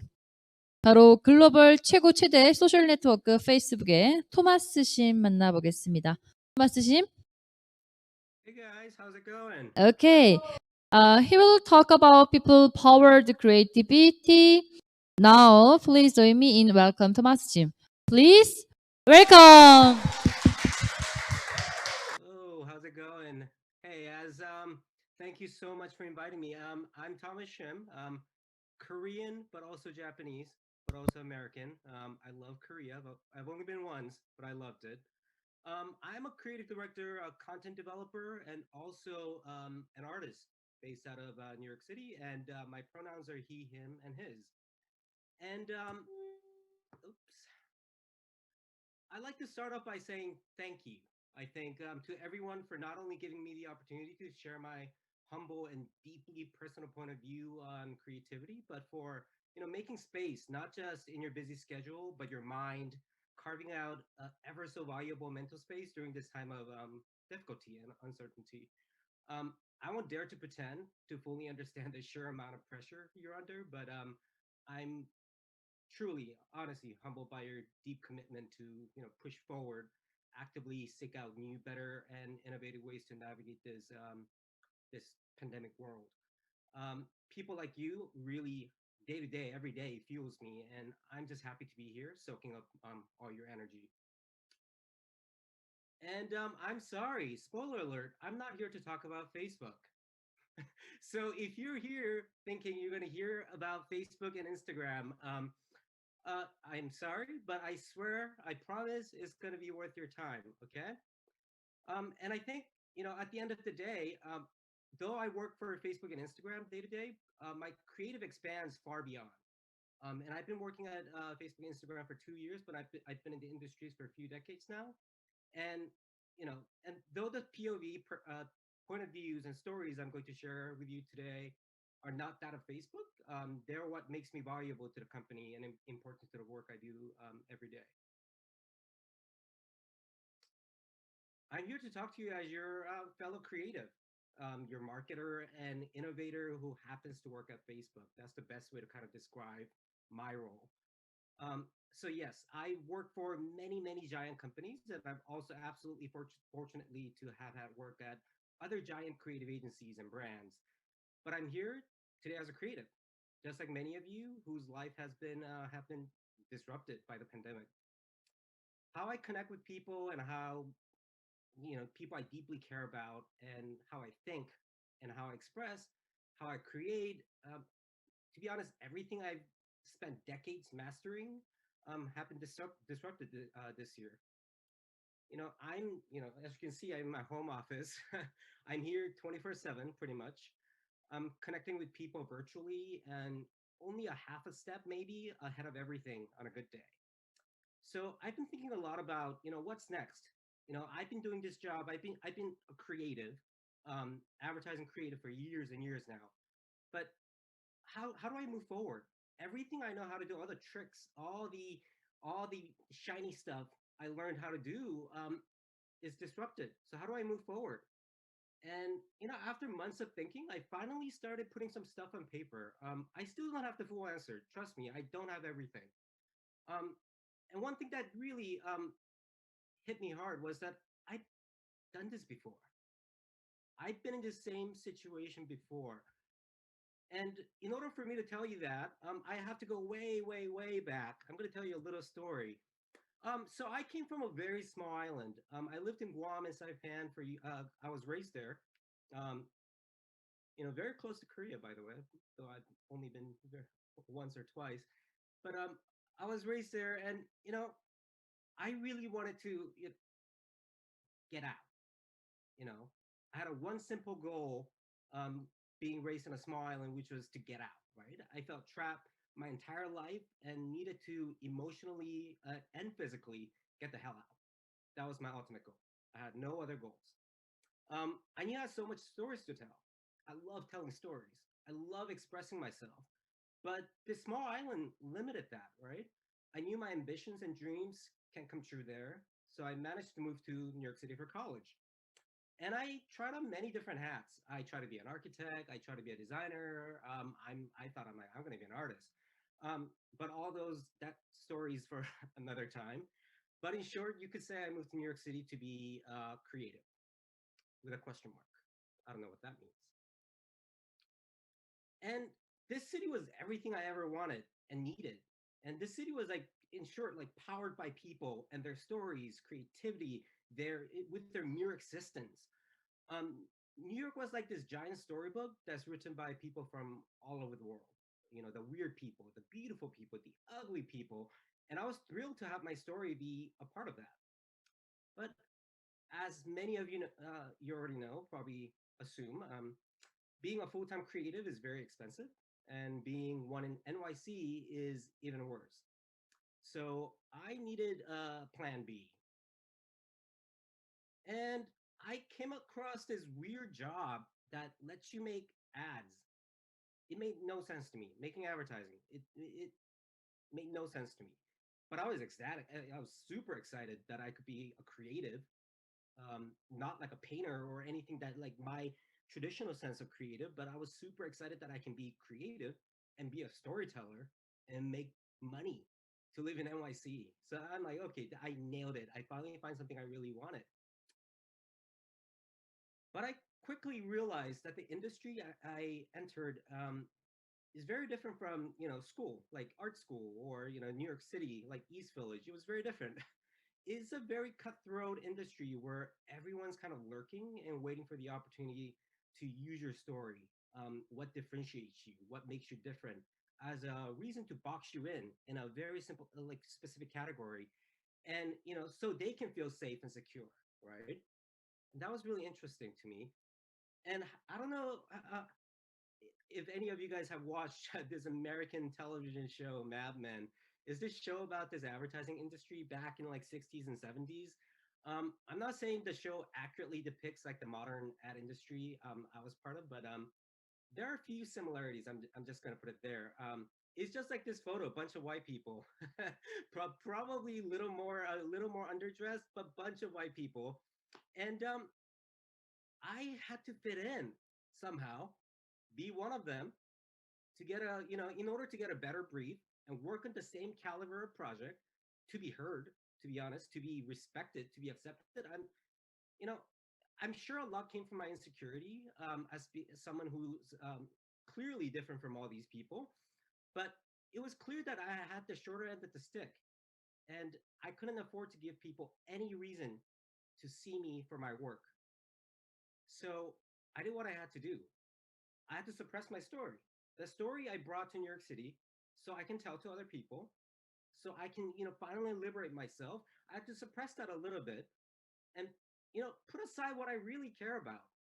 It was imperative for me to only work on projects and, you know, things, take on briefs that change the way people kind of look at me. You know, this Asian guy, right?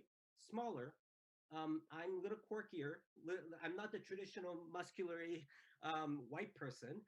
And that was the only way for me to get permission or to be accepted to do the work I really wanted to do. I made sure, my race, my background, my upbringing, my educational background, my abilities and disabilities, and my identities, none of those were obvious, if that makes sense. And that developed into an extreme imposter syndrome and insecurity and paranoia to aggressively reject any project or creative that could expose my vulnerability as a creative. And from that point, it was on. It was game on. It was my goal to be one of them. And I loved it, I'll be honest. And I still love telling these stories, right? Giving life to these big, powerful brands with my creativity, working with world-class creative directors, film directors, creators to tell stories of these incredible brands. And in some ways, the brands I've been going after for years and years, and these are just few handful of brands I had the pleasure of working with, there's some way of resistance towards what was expected of me.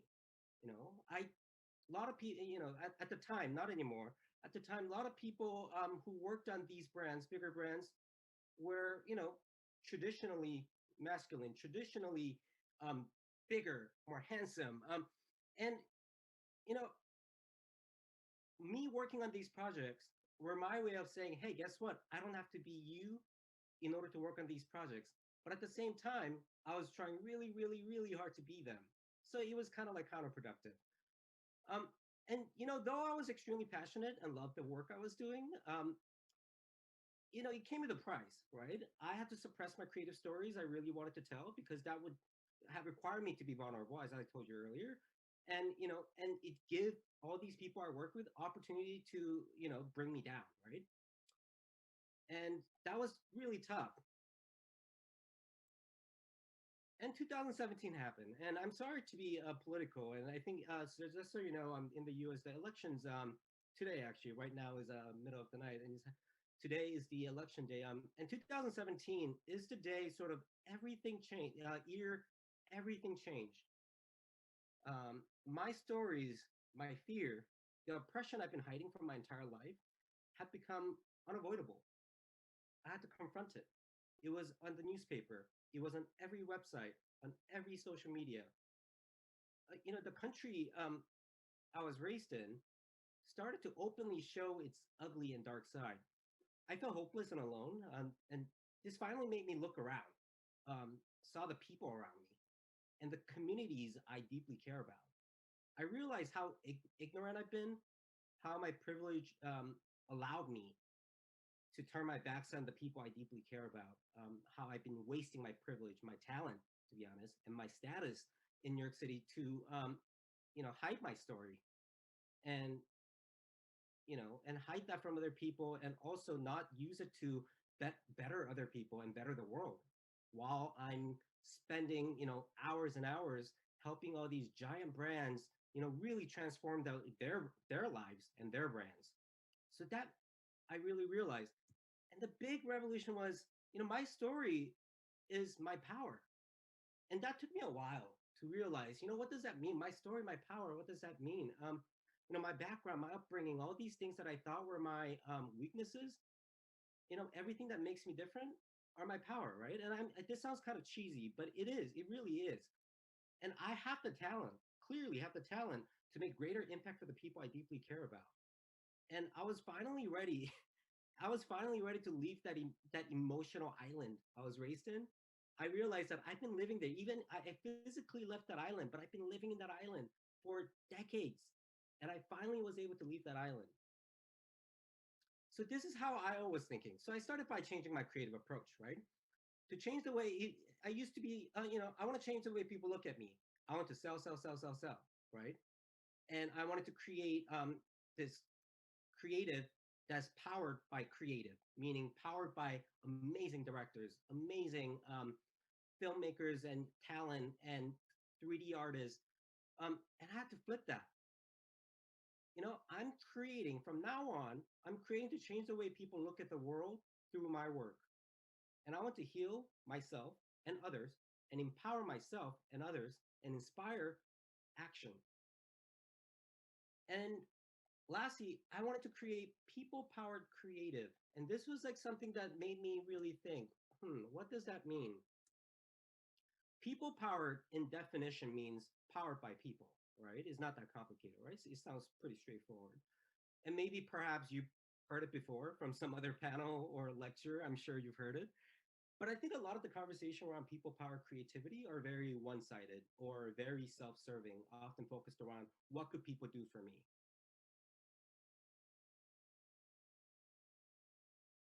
So this is something like I'm sure like people who've gone to like business school, most of you I'm sure have seen like the process of development, like product development or creative development. And then there's more steps than this, but this is like overly simplified. Discover, develop, deploy, right? You come up with an idea, or purpose, you create your intent, and you develop the idea, you create with your team, and you deploy it, right?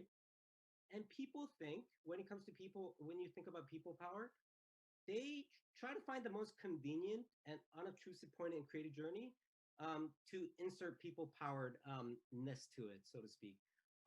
Sometimes somewhere in between discover and develop, maybe maybe that can happen there. Maybe somewhere in between develop and deploy, maybe, and maybe somewhere in between after you deploy it, maybe people can help me kind of sustain it. So people kind of see it people powered to apply to these kind of moments, like very short-term moments that kind of benefits them, right? And also use it as a way to drive a business result they want. But that's the problem. People-powered is your entire journey. The process of creating authentic people power idea looks something more like this. It should be integrated in your entire process from start to finish. And I think that's something that I know this is, again, very, very straightforward. But again, it took me a while to figure out, what does that even mean? How do I make that happen? What does that look like in my everyday work? And how does that manifest itself in this universe? It seems really complicated. It seems like a lot of work. People power. So like, again, further kind of defining it, like people, who are these people we speak of? The people could be you, your authentic self, not just you, but your authentic self. It could be your family, your friends, your team, your community, people you care about, etc. Powered meaning is action you're taking, right? Like inspired, motivated, collaborated, developed, created, implemented, initiated, amplified. So, that the people power could be anything. It's not just the byproduct of your effort, but it is a process. It could be the alpha and the omega. So it is this sort of like this infinity loop of creative state of mind that kind of persists throughout your process. So I'm going to show you the very first project where I implemented this people-powered mindset, and this is a personal project I worked with many, many talented people I love, and it's Pride Train, and it was people motivated and inspired. And I told you a little bit about 2017 earlier, and that came with, very open and public violence towards marginalized communities in New York City, like LGBTQ communities, or even Black communities, or people of color in general, Asians. And that really motivated me and inspired me. This city that was so reliable for me, where I felt so safe. I'm seeing these violence happen right in front of, right outside my door, and seeing them, and it was interesting to see them also happen in the darkest place in New York City, which is the underground. It's the subway. And, I really wanted to do something. It was my motivation, right? And also, I was very much inspired, not just motivated, but inspired by the resilience and love and creative spirit of New Yorkers. And I really wanted to do something. So obviously, people collaborated. It wasn't just me, obviously, because it requires more than my story and my experience to create something that's truly diverse and beautiful and impactful. So, these amazing creatives from New York City came together to create with one goal, with the same purpose and intent, to create something that could really provide value to the community with our creativity. So the people we created. So what we did here is this is a New York City, very common New York City information poster. They usually talk about, trains are not going to be running this weekend, or, next week's a holiday, so there'll be limited service. But what we did was we actually transformed the poster for Pride Month, which is June in America, where we talked about no bigotry, hatred, and prejudice at the station, and kind of use a humorous language. How does this affect my trip? It doesn't. Travel alternative, take the express train straight to hell. It's kind of vulgar, but it was funny at the time. And we went out there, not only, and we also created not just the posters, we also created these rainbow flags, pride flags, and put them right under the U.S. flags, an actual physical train, and we just put them out there. We single-handedly went out middle of the night, put them all over New York City, right? And holy cow, people loved it. People amplified it. People talked about it. People had meaningful conversations around it. And it was not just about me, about Thomas Shim did this. It wasn't about, my team did this. It was about what we did, which was amazing, right? It was about the impact it made, the conversation it generated, and it brought up a lot of valuable conversation around what New York could do to better protect the community, and also what MTA, the New York subway system, can do better to really help the community. And here's a little video.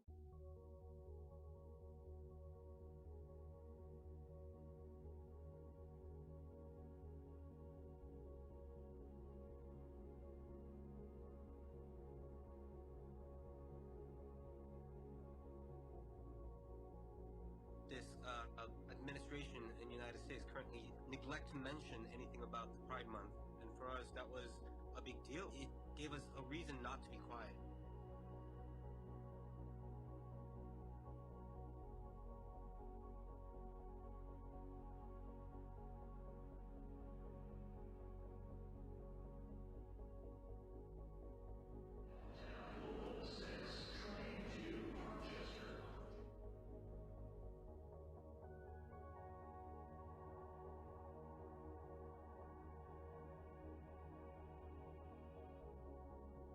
Stage of reactions, like it goes from surprise or confusion, because they see like a service announcement. Is service really changing because of the Pride Month? And then they read the content and they have this comic relief.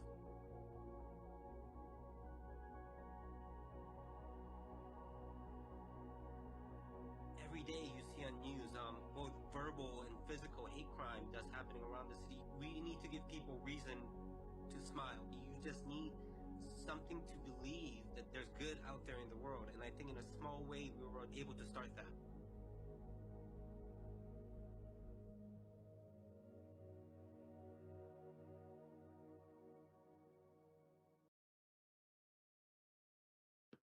And with the growth of the project, and we've been on, maintaining this project since 2017. And we've also brought in new members, and we expanded our community.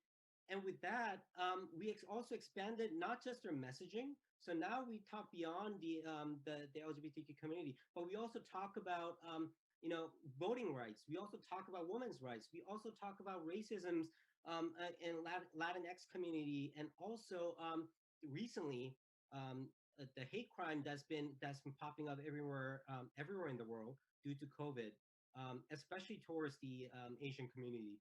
So we've been expanding our message. We've also been expanding our location, so to speak. So we've been going not only below ground, above ground, but also Boston, and there are a few other cities that we've expanded to, and it's all people powered. Is started by us, but we have shared this idea with the entire creative communities outside New York City to kind of help us expand and also teach us. I have so much to learn from different communities. So it's been a super fruitful experience just going through that. And also, it transformed. What people did beyond the greater impact, the biggest impact, if anyone asks me, biggest impact of this project would be, it's more of a silent one, where MTA subway station, which always have been very silent, they have not mentioned anything about our project. recently, starting last year, implemented some of our language and our kind of effort to stop hate underground with their official advertising underground. Like, so for example, that upper left corner one, hate has no place on our railroad, is something they've created. And also right below that, sort of very similar to our rainbow flag sticker, they created a heart-shaped rainbow sticker they started applying to their trains. And also in New York City, there's a museum, New York City Transit Museum. They exhibited our work. And also outside New York City, we're seeing other artists replicating our effort and creating stickers, creating something for a San Francisco transit system.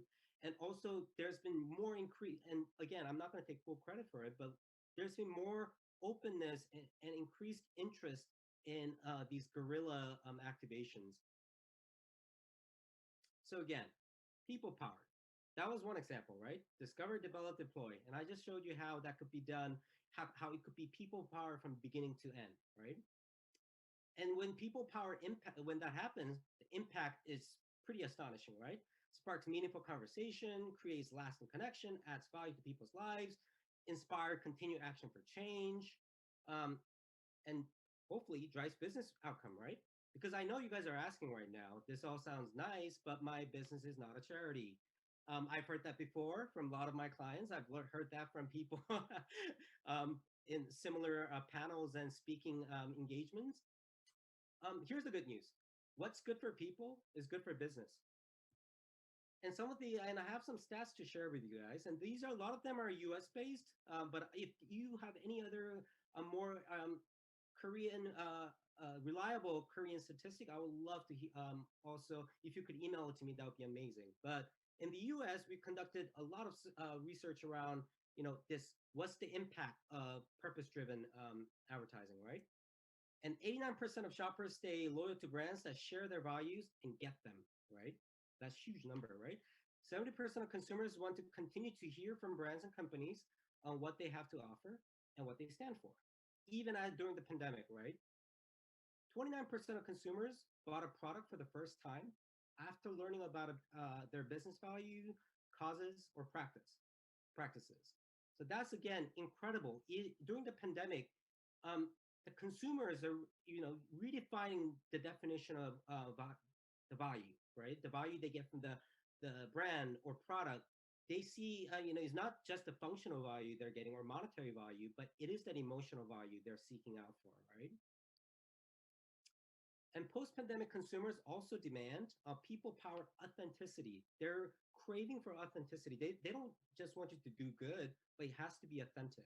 What does that mean? 56% of consumers said that too many brands are using social issues as a marketing ploy. And 75% of Gen Z will do research to make sure a company is walking the talk. So doing the work and putting the money where their mouth is after taking a stand on an issue. So what does that mean? Means whatever you're doing can't be profit driven, although that could be a lucky result, but it can't be. And also it can't be performative, meaning you can't be doing it because it's trendy. So here are some people powered attitudes. In order to create people powered idea, you kind of have to look outward, you have to look inward, and look beyond, right? People power, look around. So here are some questions you have to ask. You have to start here. Where are we now in state of COVID? Where are we now? How's Korea doing right now? How's my community doing right now, right? How are my people, meaning my team, my community, my consumers, or etc.? How are they doing? You have to think about that, right? How are they feeling? That's also really important. What do they need? That's also very important for you to ask. And then you kind of have to look inside and out, meaning you kind of have to look inside, inward. What is my core value? Maybe you already know what this is, but this is a good time for you to evaluate that, right? Do my actions, past and present, reflect my values? What's my purpose in life? What's my purpose, right? Why am I doing this? Are my personal value actions, purpose authentically reflected on my brand, idea, product? What can I do to make sure my people are not just surviving, but thriving? What should I not do? It's not just about surviving. It's already tough, is not just about paying them minimum wage and hoping they, they'll stay healthy and live forever, but are they thriving, right? What's my intent? What does success look like? If I were to bring this idea, my new brand or my new product to life, what is the success I want? Who's going to benefit more? Am I going to benefit more than my consumers? Am I going to benefit more than my audience? Or is it going to be mutual? So that's another question to ask. And looking beyond, is my brand, idea, product, service evolving with the new normal? And also, are we ready for what's next? What do we need in order to develop new capabilities? Because this new world demands new capabilities and new skills. So are we ready for that? And are we doing that? And is my team diverse and inclusive enough to tackle the next normal? What do I want people to say about my brand, idea, product, service 2 years from now? If I were to launch something tomorrow, what do I want people to say 2 years from now? Maybe pandemic would be less aggressive, and maybe there will be a little more sense of normalcy. When that happens, well, what do you want people to say? And next, what do I want our impact, meaning you, your team, your company's impact to look like 10 years from now? When you have that growth, when you're constantly learning, evolving, and you have new product on top of your brand, and you're constantly growing, what do you want people to think of you? What do you want to be? I have a really good example here. One of my favorite projects that happened during COVID, I didn't work on it, but it's still my favorite. This designer, Anifa Agwemba, launches amazing 3D Instagram live fashion show in the middle of pandemic. Hanifa, and her brand is Hanifa, and it was extremely disruptive, right? And it was directly inspired by her personal story and her root. Her parents are from Democratic Republic of Congo, and she wanted to convey the beauty and hopes of people in Congo, specifically women in Congo, while shedding light on African countries' problems, including the use of child labor in local mines. And it was just simply done, and this is just a little excerpt from it, but as you can see, it's so haunting. Again, it's diverse without showing any faces, and it disrupted the fashion industry. Again, like Hanifa 3D digital fashion just changed the game. Like, that's huge, and she openly talked about how she couldn't get the fashion industry to support her. So she did whatever the hell she wanted. She did what was true to her heart and what she thought could benefit the community, and it paid off, right? And let's look at everything she's done through the lens I just talked about. Like, look around, look inside and out, look beyond, look around. She looked around, right? She looked at the conversations that's happening in her community, the racism within fashion industry, the lack of opportunities for Black designers within the community, right? And Fashion Week being canceled, the fashion community, this huge community that's suffering because of the shutdowns and lockdowns. There are no shows, no fashion weeks. And she took that to heart and came up with a solution that is so authentic to her, right? Came up with this 3D fashion show, right? And also, if you can look at this, I pulled some articles from her way before, like 2018. She really, really, truly walked the walk. This is her story, right? She always designed with Black women in mind, for example.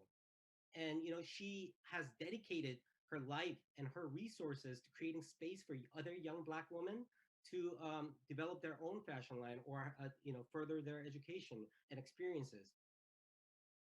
And, also she was always vocal about changing what she doesn't like about the fashion industry way before that, right? And also she was very open about using technology to, express her creativity. And also she also hires, her team is very, is Black, and is all about, creating, empowering Black people to create something beautiful and wonderful and create something bigger. So again, inside and out, she's so authentic. And also looking beyond. She started looking beyond way before this launched. She already started thinking about what are other ways to, what's the next thing for fashion? What is like the better, greater, more inclusive way to show show fashion in this climate and beyond, right? And also she's generated amazing conversations around how to empower more Black designers. And now the industry is taking notice. So again, looking around, looking inside and out, look beyond. She's done all that. And the result, I'm going to let you search her up. The result was astonishing. She literally changed the game. Everyone's looking at her as the benchmark, as the standard for what's next. So again, people-powered idea, authentic people-powered idea brings transformative people-powered impact. And what's beautiful is all you need is you have to start with your story. You know, I started with my story, a little late, but I did. And good news is I think you're all here. You all tuned in because you have a story to tell, right? And you're eager to try to figure out the best way to share that story with your world. And though I may not fully understand your individual situations and unique barriers, and I know how that feels. You know, as I told you earlier, I know how it feels not being able to tell your story to the world. And it's not about your identity. It might not be just your story, your amazing innovation, your idea you put your blood, sweat, and tears into. I know how that feels, right? And wherever in your journey, please remember that your power, you know, has a ripple effect.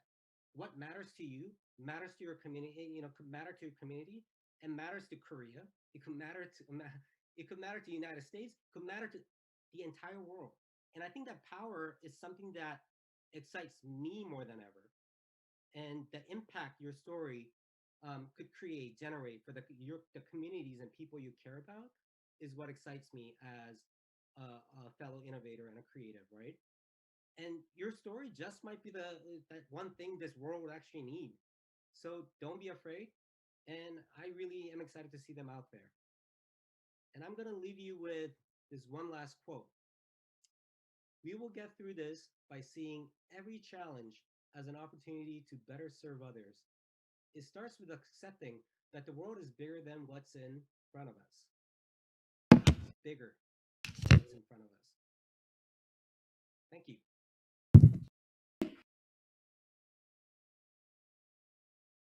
오케이, 땡큐. 질의응답 시간 가져보려고 합니다. Maybe we're gonna have only one question. 제가 유튜브에서 질문을 픽했는데요. 이분이 링크드인을 보신 것 같아요. 그래서 괌에서 굉장히 벗어나고 싶어 하셨던 그 프리 스피릿 때문에 프리랜서로서 한 10년 정도 일하셨던 것 같다. 그래서 현재는 지금 그 인플로이로서 직원으로서 일하고 계신데 조금 더 포멀한 환경에서 일하는 것이 답답하지는 않으신지고 질문을 해주셨네요.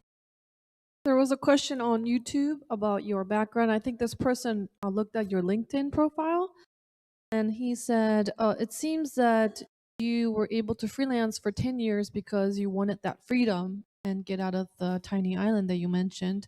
But now it seems that you belong to Facebook or Instagram. Don't you feel a little bit, not free enough to belong to a company instead of freelancing everywhere? Freelance has always been sort of like on and off, to be honest. It's not like, to be honest, sometimes by choice, but it's more like a situational. I think advertising industry in New York City, freelance is very a common thing. We go full time for like a year and go off and be a freelance. But you bring up a really good point where I'm very hard to please. You know, as you mentioned, I hate being locked up. So as a result, I hopped around a lot. I'm a hopper. I changed from one job to another, going from one agency to another. And I think my current situation, not to get too specific, the reason why I don't feel locked in, because I'm still curious. It's a new world. I'm not making traditional advertising like what I've been doing for decades, right? And I'm understanding these new behaviors and new way of thinking, new way of expressing that I've never have thought about. And I think that's keeping me excited and that's keeping me going. So I don't think I feel stuck anymore.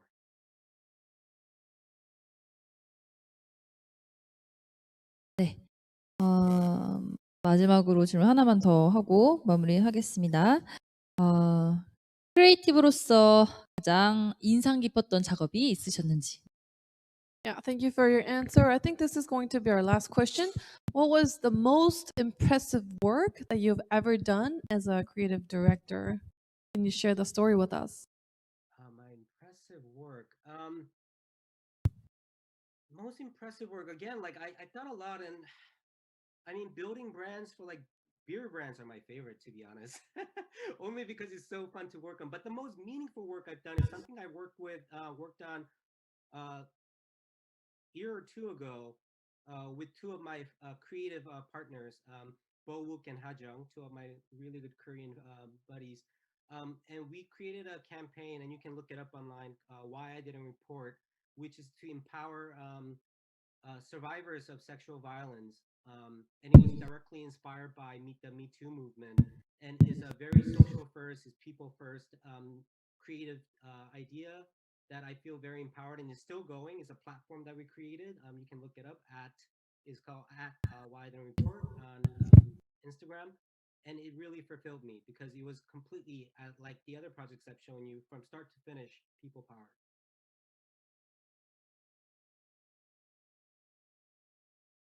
네. Thank you for your speech. The third time is over. Thank you for sharing your insight. Thank you.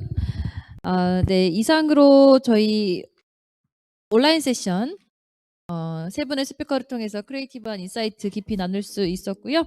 잠시 장내 정리하고 스타트업 토크쇼 바로 진행하도록 하겠습니다. 잠시 장내 정리하고 바로 진행하도록 하겠습니다.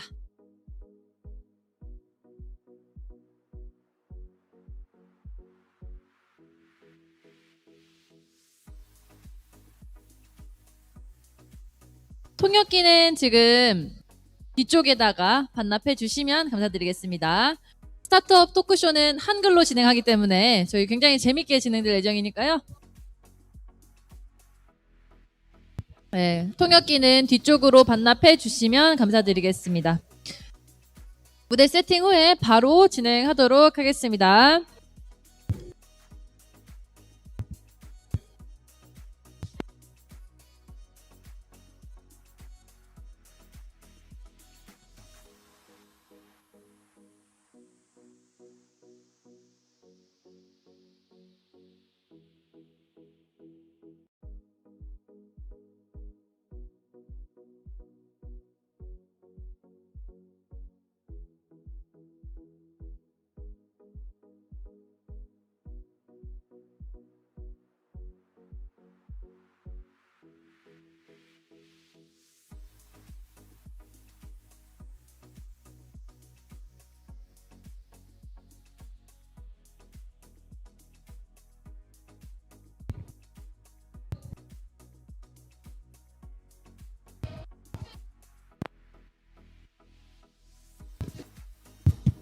네, 그 통역기 뒤쪽으로 반납 부탁드립니다. 저희 이 스타트업 토크쇼 끝나고 저희 케이터링도 준비되어 있으니까요.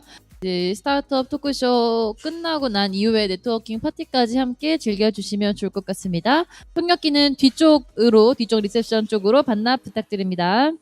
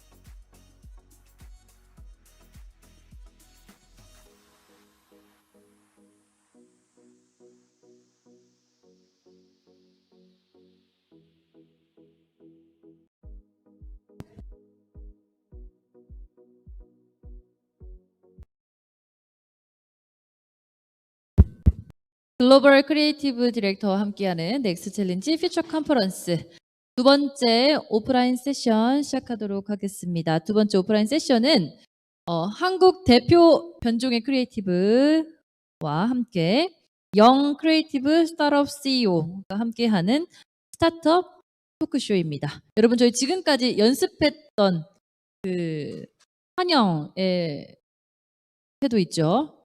함께 해볼까요? Please welcome.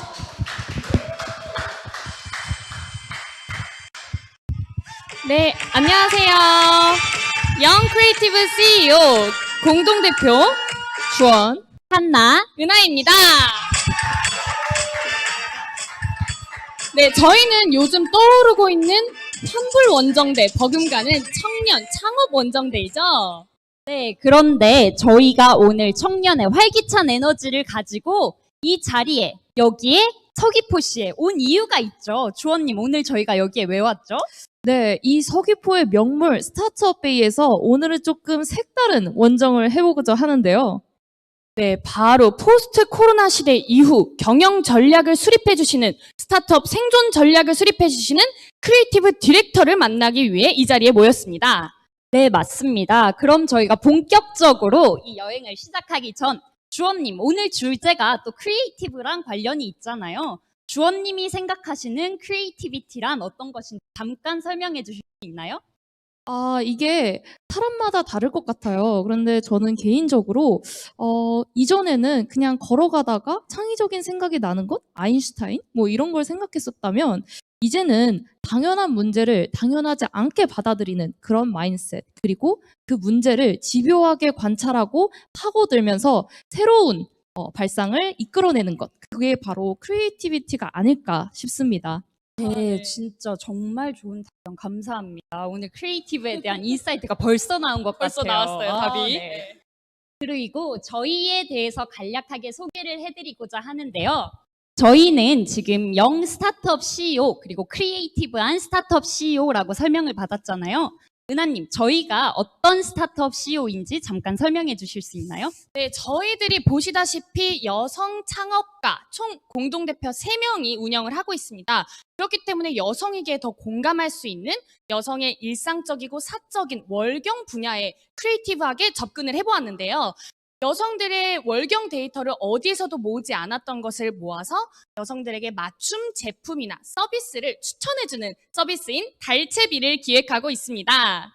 너무 멋있어요. 여기서 잠깐 이제 말씀을 드리자면 조금 부끄럽긴 한데 저희가 감사하게도 이런 문제를 아주 집요하게 파고들고 그리고 크리에이티브하게 해결하고 있다라는 말씀들을 많이 해주시면서 여러 가지 경진대회나 지원금들을 싹쓸이 하고 있습니다. 그리고 이제 내년 1월 말쯤에 정식 앱 출시가 되니까 그것도 꼭 기억해 주세요. 네, 저희가 사업은 다 싹쓸이 하고 있지만 오늘만큼은 채비3 MC로 활약을 할 예정이니 많은 기대 부탁드립니다.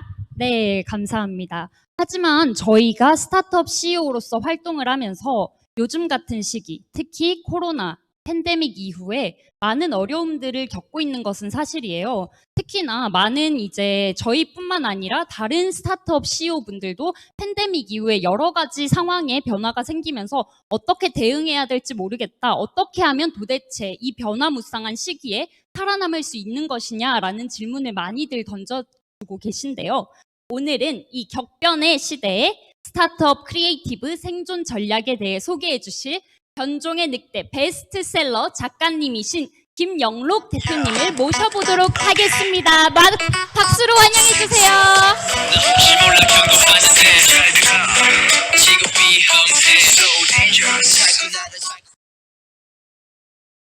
네, 대표님 안녕하세요. 네, 안녕하세요. 반갑습니다. 네. 너무 반가워요, 대표님. 네. 네, 짧게 자기소개 부탁드립니다. 네, 다시 한번 인사드리겠습니다. 재단법인 넥스트챌린지의 김영록 대표입니다. 반갑습니다. 네. 대표님, 오늘 또 주제가 크리에이티브 트랜스포메이션이잖아요. 그래서 저희는 약간 들어가기 전에 대표님의 인생에서 크리에이티브한 변화의 순간이 있었다면 그게 언제였는지 잠깐 설명해 주시나요? 제 인생 자체가 도전이라서 많이 들었습니다. 네, 그렇죠. 많은 도전이 있었고요. 근데 도전을 하니까 성장을 하는 것 같아요.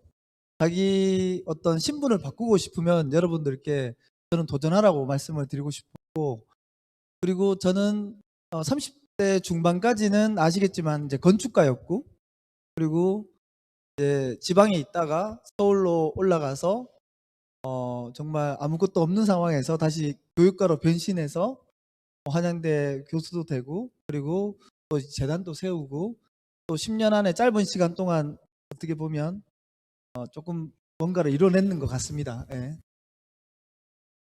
네, 정말 많은 형태를 이제 변화시켰다라고 사실 저도 이제 변종의 늑대를 정말 읽은 팬 독자로서 정말 많은 크리에이티브 트랜스포메이션을 이제 인생 속에서 겪으셨구나 많이 느꼈습니다. 그러면 조금 더 저희가 본격적으로 대표님의 생존 전략을 좀 더 자세하고 좀 재미있게 한번 탐구를 해보기 위해서 코너를 좀 준비를 했어요. 네. 부담스러우신가요? 아니요. 네. 마음대로 마음대로는 하세요. 이제 첫 번째로는 대표님이 스타트업 전문가로서 활동을 하고 계시잖아요. 사실 저희 채비3는 창업을 준비하고 딱 코로나 시기 때부터 본격적인 창업을 시작을 했는데요. 그러다가 보니 이제 스타트업 그리고 팬데믹에 대해서 궁금한 점이 굉장히 많았습니다. 대표님은 스타트업 생태계를 전체적으로 다 매니지를 하시는 분이다 보니 저희는 스타트업 전문가인 이 대표님의 의견이 너무 궁금했어요. 과연 팬데믹 시대의 스타트업 어떻게 생존해야 할까요? 사실 아무도 예측을 못했던 거잖아요. 코로나가 이렇게 길어지고 이게 정말 이 정도로 정말 확산력이 강하고 세상을 거의 멈춰버린 거나 마찬가지고 새로운 일상을 우리가 준비해야 되는 시기인 것 같아요. 그래서 제가 사실은 변종의 늑대라는 책 자체가 또 그 프롤로그에 보면은 코로나 얘기를 초반에 그 맞아요. 전염병 얘기를 아프리카 돼지 열병을 쓰면서 제가 또 마침 또 제가 썼어요. 한국에 들어오기 전에 소름이었죠. 예, 네. 뭐 예언했냐 이런 상태였는데, 그런데 왜 그 전염병을 얘기를 하면서 스타트업하고 제가 비교를 한 거잖아요. 제목이 이렇게 변종이잖아요. 변종하니까 이렇게 바이러스 얘기하는 것 같고, 그래서 이 늑대가 스타트업인데 미래에 이 포스트 코로나 이후에 제 생각에는 경제가 굉장히 어려워졌어요. 아시겠지만 IMF 때보다 더 어려워진 것 같고 뭘 할 수가 없어요. 이 바이러스가 보이지 않는 정말 그 적인데, 이 부분을 우리가 헤쳐나가기 위해서, 그렇다고 기업이 또 채용 시장을 또 확 줄여버렸고, 뭔가 할 수 있는 거는 제가 보기에는 창업밖에 없는데, 네네. 이 창업을 과거의 창업을 할 것이냐 아니면 IT의 혁신을 더한 스타트업을 할 것이냐, 이런 부분들을 우리는 좀 많은 고민이 있어야 될 것 같아요. 창업을 한다고 뭐 일반 창업 있고 기술 창업 있잖아요. 근데 창업하면 대부분 실패한다고 그러고, 어쨌든 자기 삶을 성공시키기 위해서는 그 제가 보기에는 사회적 직업적 성공과 그리고 어떤 자녀 교육 그리고 이 부부 관계, 이 세 가지가 어떻게 보면 삶의 어떤 본질이에요.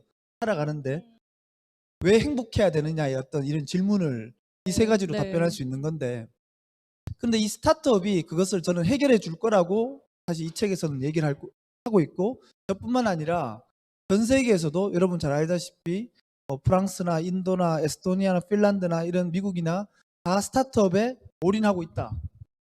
왜? 쉽게 할 수 있으면서 가성비 높게 유니콘이 되면 많은 일자리를 창출할 수 있기 때문에, 그래서 우리가 눈여겨봐야 된다. 그리고 분명히 관심을 가지고 있어야 된다라고 생각합니다. 네. 그러면 대표님께서 말씀해 주신 것은 팬데믹 이후에 경제의 어려움이 찾아왔고 그것에 대한 해답이 스타트업 그 자체가 해답이 될 수 있다라고 말씀해 네, 주신 그렇죠. 건데요. 맞습니다. 예. 네. 그러면 저희가 스타트업이 이 팬데믹 시대의 이 해결점이라면 대표님께서는 스타트업과 어떤 관계를 맺고 계시는지를 저희는 좀 더 듣고 싶었어요. 그래서 저희가 찾아본 결과 대표님께서 컴퍼니 빌더라는 이름으로도 활동을 하고 계시더라고요. 그래서 이 스타트업들이 코로나 이후의 시대에서 살아남기 위해 컴퍼니 빌더로서 어떤 역할을 해주시는지 컴퍼니 빌더에 대해서 잠깐 소개를 부탁드립니다. 제가 최근에 이제 TVN에 나갔잖아요. 네. TVN에 이제 너무 잘 봤습니다, 아니요, 뭐 대표님. 저는 이제 짧게 1시간 찍었는데 25초밖에 안 나왔는데 그 나레이터로 이렇게 출연을 하면서 특히 우리나라에 세 기업이 그 컴퍼니 빌더를 지향하고 있는데 아시겠지만 패스트트랙 아시아와 퓨처플레이 그리고 비영리 재단은 우리 넥스트챌린지가 있어요. 근데 이제 제가 원래 변종의 늑대 책을 쓰기 전에 4년 전에 더 스타트업 카르텔이라는 책을 썼을 때 사실 패스트트랙 아시아를 굉장히 주목했었고 그때 이 친구는 이 기업은 굉장히 크게 되겠다라는 사실 속으로 이 책을 쓰면 굉장히 이렇게 많은 고민을 하게 돼 있잖아요. 그랬던 상황인데 결국 이제 지난달에 마침 이 기업을 제가 나레이터로 출연하면서 이제 분석을 했는데 그 4년 뒤의 모습이 매출이 1,000억이 넘어버린 거예요. 그때 당시에는 뭐 사실 그냥 1,200억 정도에 불과했는데 그 속도가 장난이 아니었어요. 그래서 우리가 알고 있는 여러분들 혹시 컴퍼니 빌더라고 들어보셨는지는 모르겠지만 컴퍼니 빌더 이후에가 바로 엑셀러레이터가 있고 엑셀러레이터는 이제 사업자가 있는 팀들한테 이제 시드 머니를 투자하면서 성장을 도와주는 게 엑셀러레이터고 그리고 벤처 캐피탈이 있는 거죠. 벤처 캐피탈은 뭐 예를 들어서 시드 머니 단계보다는 이제 시리즈 A나 B나 C 정도의 약간의 이제 거대 자금이 이제 투입되는 거라고 볼 수 있는데 사실 저는 지난번에 그 인천광역시에 한번 가서 A씨와 V씨가 존재를 잃을 수도 있다고 그랬어요. 그 정도로 제가 파격적인 얘기를 했습니다. 그 왜 그러냐면 컴퍼니 빌더는 말 그대로 회사를 세우는 사람이잖아요. 컴퍼니 빌더잖아요. 회사를 세우는 사람들인데 이게 투자하는 것보다 훨씬 더 가성비가 높고 그리고 컴퍼니 빌더 자체가 그 지주회사예요. 이게 홀딩 컴퍼니라고 그러거든요.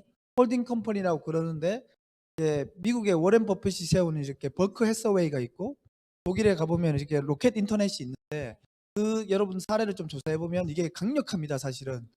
그래서 이 홀딩 컴퍼니의 어떤 홀딩 컴퍼니 두 가지가 있어요. 이렇게 순수형 지주회사가 있고 사업형 지주회사가 있는데 패스트트랙 아시아 같은 경우는 이렇게 사업형 액션 CEO로 나선 거예요. 그래서 이게 뭐 복잡한데 어쨌든 이런 부분들을 잘 알고 스텝 바이 스텝으로 내가 아까 이 스타트업을 포스트 코로나 이후에 준비해야 된다. 그래서 지금 제가 이 컴퍼니 빌더가 우리 재단도 굉장히 추구하고 있고 강력하게 밀어붙이는 전략 중에 하나입니다. 네, 역시 사실 대표님의 별명이 그 김갈량이시잖아요. 제갈량 합쳐서 굉장히 정말 전략적으로 모든 계획을 다 짜시기로 유명하신데 역시 별명만큼 그 전략을 컴퍼니 빌더라는 전략이 이렇게 매력적이고 이렇게 미래를 내다보는 해안으로부터 시작된 거구나. 저 다시 한번 느꼈습니다. 네. 하지만 여기서 잠깐 제가 몰래 준비해온 쪽지가 하나 있는데요. 직접 대표님께 여쭤볼 순 없지만 대신 물어봐주면 좋겠어요 하는 그런 질문지를 하나 받아왔습니다. 살짝 즐겁게 가볍게 받아주면 좋을 것 같은데 OX 퀴즈예요. 자, 그럼 제가 어떤 질문을 하면 OX로 답변을 해주시면 됩니다. 자, 나는 컴퍼니 모델을 차용하는 이 전략가로서 이 업계에서 최고라고 생각한다. OX 하나 둘 셋. 세모. 겸손하시기까지. 50%는 어디로 날아갔는지 한번 말씀해 주시겠어요? 사람은 항상 네. stay hungry, stay foolish. 겸손하시고 성장 마인드셋까지 갖추신 대표님의 모습 저희가 항상 보고 배우고 있습니다. 감사합니다. 제주도의 실리콘밸리 스타트업베이에서 제2의 스티브 잡스의 명언이 네. 너무 감동적이네요. 네, 맞습니다. 그러면 저희한테 하나 더 슬쩍 비밀스러운 얘기 해주시면 좋을 것 같은데 이 컴퍼니 빌더로서 내년에 자회사를 몇 개까지 설립을 하실 계획인지 슬쩍 저희한테만 말씀해 주실 수 있을까요? 이 영업 비밀인데. 저희 재단은 내년에 10개의 스타트업을 만듭니다. 네. 그래서 10개의 사내벤처를 만들어서 컴퍼니 빌더의 형태로 빠르게 추진합니다. 네. 이걸 보고 계시는 모든 스타트업 CEO 여러분들 주목하셔야겠는데요. 반짝반짝합니다. 눈이 벌써. 네, 저희도 반짝반짝. 그러면 이쯤 이제 마무리를 약간 하고 두 번째로는 팀에 대한 얘기를 해볼게요. 사실 저희도 이 팀을 꾸리느냐고 저희 지금은 드림팀이지만 팀을 꾸리느냐고 정말 힘들었죠. 그러면 컴퍼니 빌더로서 그리고 스타트업 생태계 전문가로서 이 팀을 발굴해내는 그 해안도 엄청나게 중요할 것 같은데요. 팀을 봤을 때 어떤 걸 중점적으로 보시는지 너무 궁금합니다. 이제 창업에서 사실 가장 중요한 요소가 한 3가지에서 4가지 정도 있어요. 그런데 이제 첫 번째가 이제 팀이고, 두 번째가 아이템이고, 세 번째가 뭐 자본이라든지 얘기하는데, 그리고 또 하나는 뭐 미국 VC에서 실리콘밸리에서 나오는 얘기가 타이밍이라고 얘기를 합니다. 그래서 이 4가지가 굉장히 중요한 요소고요. 근데 이제 팀에 대해서 질문을 하셨으니까 저는 이 4가지 중에 가장 중요한 것은 팀이라고 생각을 합니다. 뭐 아이템이 좀 안 좋아도 팀이 좋으면 그 아이템을 다시 고민하고 피봇하면 또 좋은 아이디어를 만들어낼 수 있는데, 팀이 이제 부실하면 어떤 걸 할 수가 없잖아요. 왜냐하면 이게 경영이라는 게 어떻게 보면 조직인데 결국 팀이 축구 선수를 생각하면 됩니다. 뭐 공격수가 있고 뭐 미드필더가 있고 그다음에 수비수가 이렇게 있잖아요. 그런데 이제 내가 아무리 골을 잘 넣더라도 중간에서 패스를 해줘야 되잖아요. 어시스트가 없으면 안 되잖아요. 이게 조직이라는 게 다 이렇게 사이클이 맞물려 돌아가는데, 그러면 CEO, CTO, CMO, 뭐 CSO 이런 것들이, 그래서 대표는 항상 한 사람 한 사람 고를 때 굉장히 많은 공을 들여야 된다. 그 말씀을 꼭 드리고 싶고, 또 한 가지는 이제 저 같은 경우는 이제 우리가 이제 인터넷으로 흔히 이제 MBTI를 하잖아요. 뭐 요즘 이제 적성 검사 여러 AI 형태도 있지만 MBTI를 꼭 봅니다. 왜? 거의 90%가 그 사람의 어떤 내적인 어떤 성격은 확인될 수 있기 때문에. 그래서 우리 투자할 때도 MBTI를 아예 그 심사표에 들어가 있습니다. 심사표에 MBTI 그게 다 들어가 있습니다. 성향을 보는 게 아니라 그 사람의 캐릭터를 보는 거예요. 이 사람이 이렇게 뭐 예를 들어서 뭐 그 논리적인 사색가다, 아니면 뭐 그 카리스마 있는 뭐 리더다, 이런 유형이 나오잖아요. 근데 그게 거의 맞아 떨어져요. 근데 그게 맞으면 이게 이과 문과가 있고 좌뇌 우뇌가 있잖아요. 그러니까 저 같은 경우는 이제 거의 점수를 90점을 사람의 점수로 줘버려요. 사실 아이템보다도. 아이템도 보긴 보는데 이 사람이 정말 굉장히 잠재력 있고 포텐셜이 있다라고 생각이 들면은 저는 이제 그 사람을 뽑고 차라리 우리가 육성을 컴퍼니 빌더 시켜버리는 거예요. 컴퍼니 빌딩 해버리는 거예요. 그래서 그게 혼자다. 예를 들어서 뭐 손흥민이 요즘 뜨고 있잖아요. 그래서 손흥민이 혼자보다 이렇게 4명이 다 손흥민이야. 그러면 여기에 이렇게 이 소속사가 예를 들어서 안 들어가겠어요, 우리를? 다 들어간단 말이에요. 그럼 몸값이 올라가는 거죠. 이런 거와 마찬가지입니다. 팀이 사람이 전부다. 다예요. 어디서 많이 들어봤는데.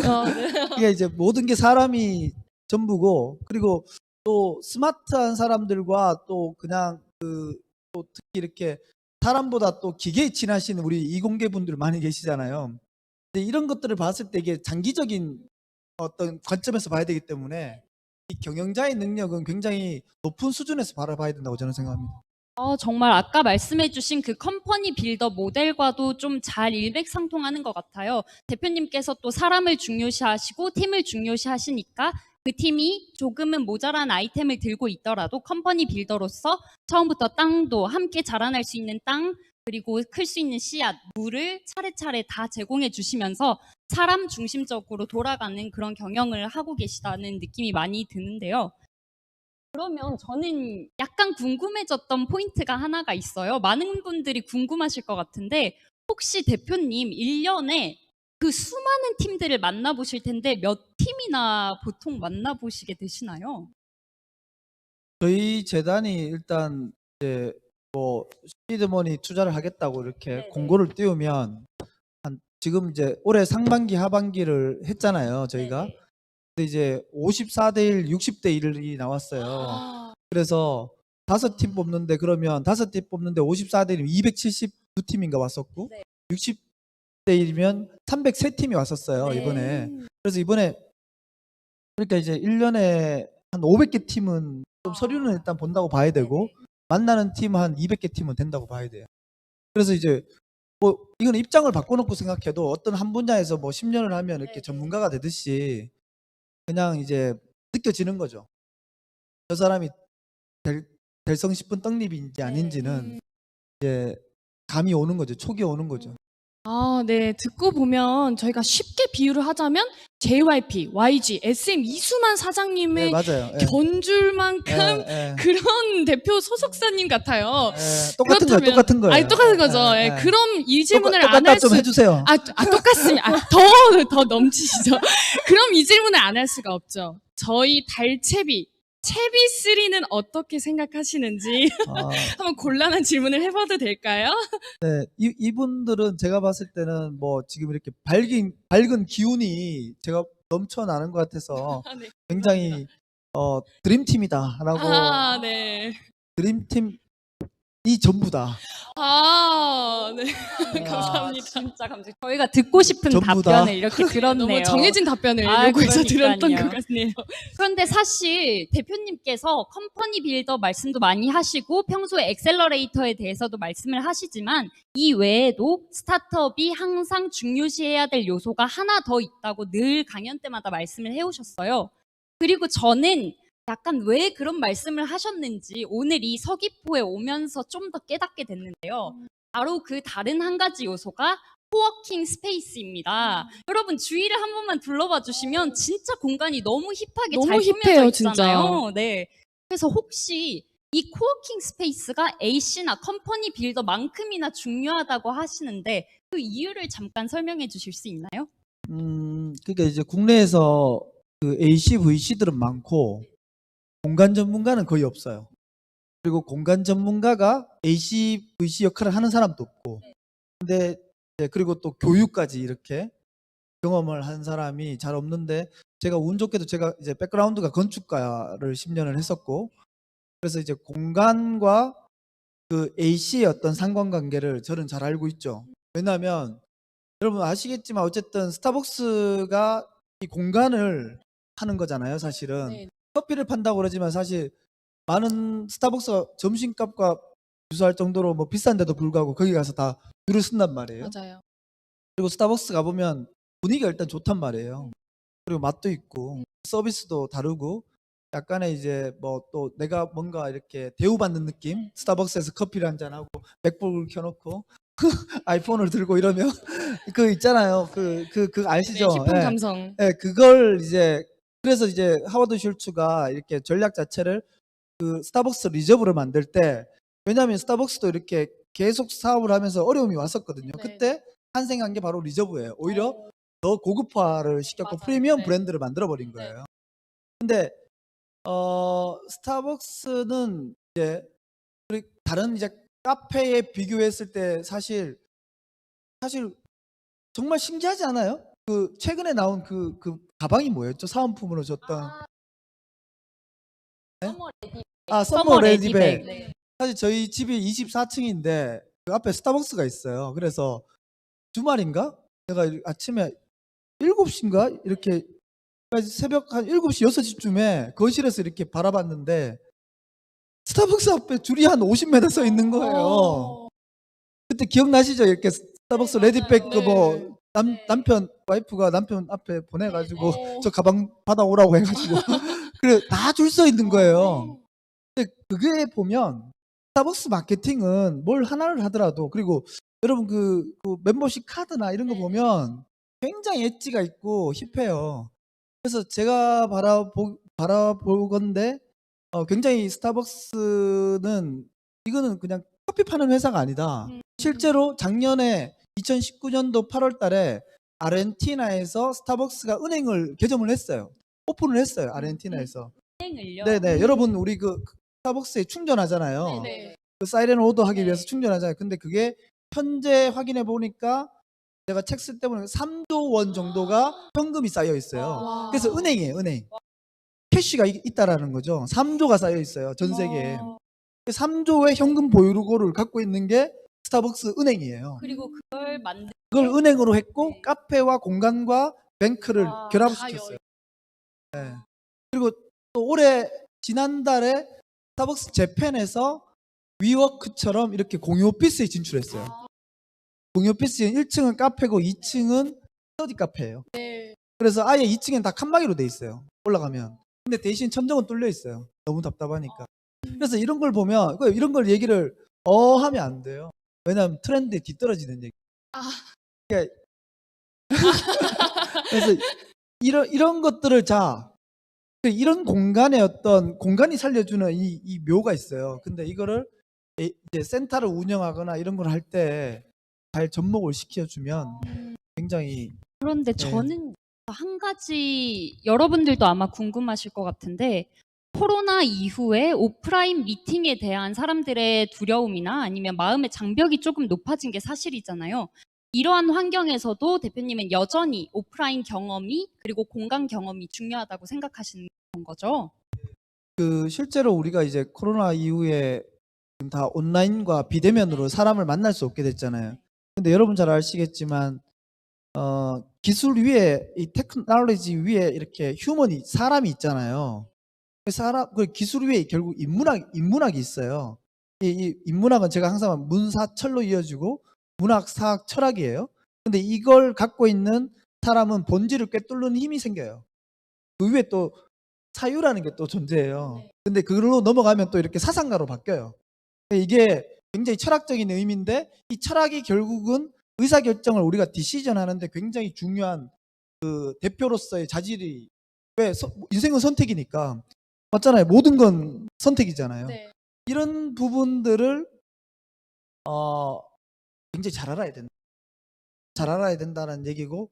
질문이 하나가? 네, 질문이 여전히 코로나 이후에도. 그렇죠. 그래서 이런 지식도 중요하지만 또 하나는 뭐냐면 관계라는 거예요. 이 관계가 결국 사람과 사람의 만남이잖아요. 이 비대면이 아니라 대면이잖아요. 그래서 이런 관계가 제공해 주는 게 바로 이런 코워킹 스페이스고, 그런데 이런 코워킹 스페이스가 이렇게 스테이 할 수 있도록 머물러 줄 수 있는 공간이 대로 만들어 주는 게 우리 역할이겠죠. 네, 너무 정말 좋은 말씀이세요. 그러니까 A씨로서 이 코워킹 스페이스를 창업가들에게 제공을 해주는 것이 정말 크리에이티브한 전략이다라는 말씀이었던 것 같고요.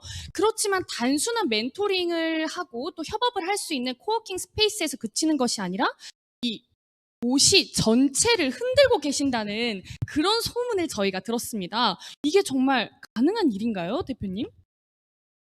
가능하죠. 네, 네. 제가 지금 최근에 하는 일이 이제 스타트업 이렇게 시티를 만드는 역할을 좀 하고 있는데, 이제 지자체하고 결국 이제 경제가 굉장히 어려워졌고, 결국 그 수도권만 집중화돼서 수도권만 발전하고 그 지방에는 굉장히 지역사회는 어려워졌잖아요. 근데 지역사회의 가장 큰 고민은 인구 절벽, 그죠? 출산, 그리고 일자리, 이런 것들이 어려워졌잖아요. 근데 결국은 청년들이 떠나지 않고 여기서 인재 유출이 되지 않으려면 일자리가 있어야 되는 거잖아요. 네네. 직장에 들어가면 결혼을 하게 되고 출산하게 되는 거잖아. 근데 이런 지역사회에 일자리가 없단 말이에요. 이걸 만들어주는 게 결국 스타트업인 거죠. 스타트업이고, 이 스타트업이, 그런데 이 생태계가 구축이 돼야 이게 활성화가 되거든요. 근데 이거를 그러면 뭐부터 시작해야 되는지를 우리 공무원분들이 아직 잘 모르시죠? 왜 이쪽에 전문가들이 아니시니까. 근데 저 같은 경우는 이제 건축가도 했고 지역에도 살고 수도권에 살아보고 다양한 경험이 있고 이러다 보니까 우리 만약에 여기 예를 들어서 제주 서귀포다, 뭐 아니면 서울이다, 아니면 부산이다, 아니면 뭐 인천이다, 대구다, 이렇게 봤을 때 그 지역의 특성이 있을 거예요. 네.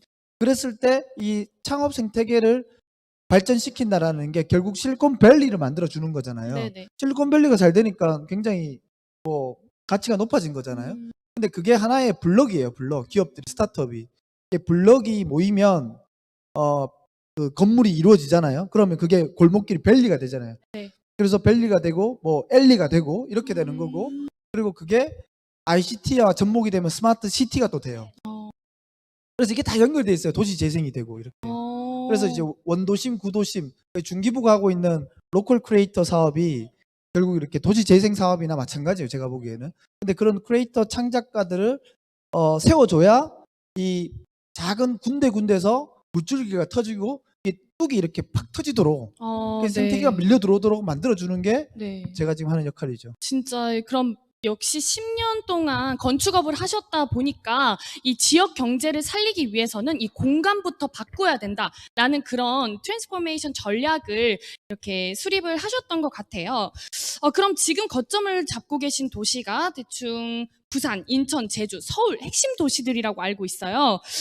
그러면 이 크리에이티브 트랜스포메이션을 일으킬 수 있는 이 도시에 어떤 영향과 파급 효과가 있을지 간단하게만 더 언급해 주실 수 있을까요? 뭐 좀 전에 아까 말씀드렸던 부분이라서 짧게만 더 말씀드리면 그 경제가 결국은 어려워졌어요. 결국 이 스타트업 생태계가 살아나야 일자리가 생기는 거고, 그리고 4차 산업혁명, 여러분 미래에 지금 다 뭐 1차, 2차, 3차, 그 다음에 4차 산업혁명이라 그러잖아요. 근데 이 4차 산업혁명의 핵심은 AI다, 뭐 로봇이다, 블록체인이다, IoT다, 핀테크다, 뭐 이런 얘기를 한단 말이에요. 근데 누구 하나가 이거를 계획과 예측을 할 수가 없는 부분이에요. 블록체인을 얘기할 수 있겠어요? 로봇을 장담할 수 있겠어요? AI를, 인공지능을 누가 얘기할 수 있겠어요? 쉽지 않은 부분들이거든요. 근데 이게 세상이 지금 가장 큰 두려운 적은 다음 세대는 로봇이다 그러잖아요. 우리 일자리 다 뺏어간다 그러잖아요. 그랬을 때 이런 지역의 어떤 파급 효과라든지 이 대한민국의 경제적 파급 효과는 제가 봤을 때는 그 모든 것들이 다 스타트업에서 뿌리에서 나온다고 보시면 돼요. 그러면은 대표님께서 해주신 말씀 잠깐 정리를 하자면 이제 하고 계시는 일은 이런 도시의 거점 도시들의 스타트업 생태계를 꾸리는 일을 하고 계신 거고, 그 스타트업 생태계가 한 도시에 꾸려지게 되면 그 도시는 결국에는 뭐 겪고 있는 경제적인 문제가 그 일자리 창출로부터 또 해결이 될 수도 있는 거고, 새로운 아이디어들이 나오고, 또 그 도시 전체의 이런 선순환 구조가 결국은 스타트업 생태계가 조성됨으로써 시작될 수 있다라는 말씀을 해주신 것 같아요. 결국에는 진짜 도시의 미래까지 이렇게 내다보면서 한 스타트업 생태계를 건축하시는 일을 지금 하고 계신 것 같습니다.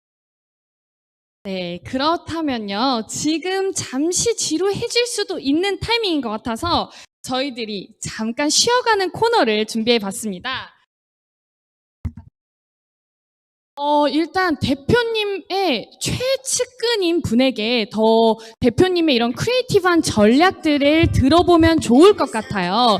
그래서 저희가 정말 너무나도 어렵게 모신 분입니다. 네, 맞아요. 융합인재사관학교 8년 동안 하시면서 제자 중에 수제자이시고 현재 지금 넥스트챌린지의 핵심 멤버이신 최진교 팀장님을 한번 모셔보도록 하겠습니다. 팀장님 보여주세요.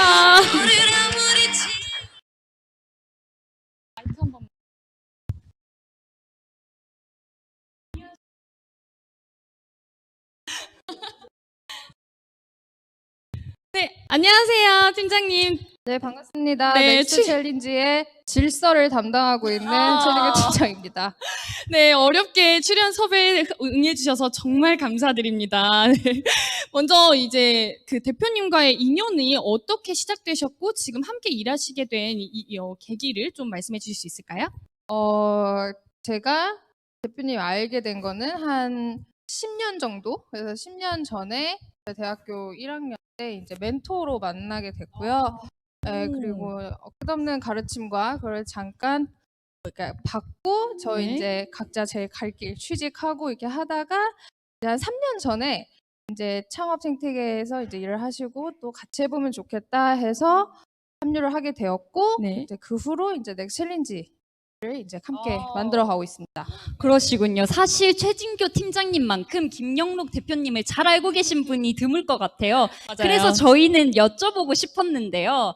최진교 팀장님에게 김영록 대표님은 네모다. 여기에 들어갈 네모는 무엇인가요? 무엇일까요? 최진교에게 저 잘리는 김영록은 거 아니죠? 발채비 취직해도 돼요? 잘리는 거 아니지? 환영입니다. 아, 그렇습니까? 인생 최고 어려운 질문인데. 김영록 대표님은 멀미다. 멀미다. 굉장히 살짝 위험한가요? 아니요. 이유를 들어볼게요. 멋있는 말이에요. 제가 대표님의 열정, 추진력, 크리에이티브함에 체한 거죠. 김영록 대표님은 멀미. 체할 정도로 어질어질합니다. 마성적인 매력이 네. 있으신 대표님인 네. 걸로 네, 알겠습니다. 그러면은 항상 이런 어렵고 중대한 결정들을 항상 같이 해오셨을 것 같아요. 하지만 대표님이 내오시는 이런 크리에이티브 하면서 어쩔 땐 크레이지한 이런 아이디어들을 내놓으시는 걸 보면서 이건 좀 아닐 것 같은데 했는데 지금 보니까 이게 지금 진짜 된다고? 했던 그런 주제가 있었을까요? 어디서부터 시작을 해야 될지 너무 많으시군요. 많은데 최근에 이제 저희가 많은 노력을 하고 있고 재단 차원에서도 전국 각지에서 굉장히 의지와 비전을 가지고 하는 일이 창업 교육 생태계를 강화를 하는 일이에요. 근데 이게 또 연계선상에 있을 수 있는데 사실 10년 전에 대표님 만났을 때 꿈이 대학을 만들겠다. 그래서 뭐 많잖아요. 뭐 대학 그래서 그런가 보다. 그랬는데 어느 순간 제가 그거를 하고 있는 거예요. 그래서 대학을요? 작년부터 이제 저희가 넥스트챌린지 재단 출범하고 이제 오랜 꿈이었던 넥스트챌린지 스쿨 미래 세대를 위한 창업 대학 창업으로 용나는 개천은 없지만 용이 아니지. 개천에서 용나는 고마워요. 개천에서 용나는 시대는 같지만 용이 날 수 있는 개천을 만들어주자 이런 비전을 가지고 해서 굉장히 공감을 많이 하고 있고 그걸 이제 저희는 창업으로 풀어보려고 하고요. 그래서 아마 단순하게 이제 크레이지하다 이거보다는 지금은 조금 묵직한 좀 정제된 리파인된 크레이지니스가 아닌가 싶어요. 넥스트챌린지 스쿨 그거라고 생각합니다. 너무 멋있습니다. 또 이 사업뿐만 아니라 두 분 이렇게 오래 함께 오시는 이 인연도 정말 저희들이 많이 배우고 따르고 싶은 부분이에요. 이렇게 출연 응해주셔서 너무 감사드리고요. 이 제주의 감귤 선물로 드리도록 하겠습니다. 감사합니다. 조심하세요. 다음에 또 봬요. 네, 감사합니다. 방금 또 최진교 팀장님께서 오늘의 주제였던 크리에이티브 또 트랜스포메이션에 대한 인사이트를 주셨는데요. 크리에이티브 트랜스포메이션은 리파인드된 크레이지니스다라는 좋은 말씀을 해주신 것 같아요.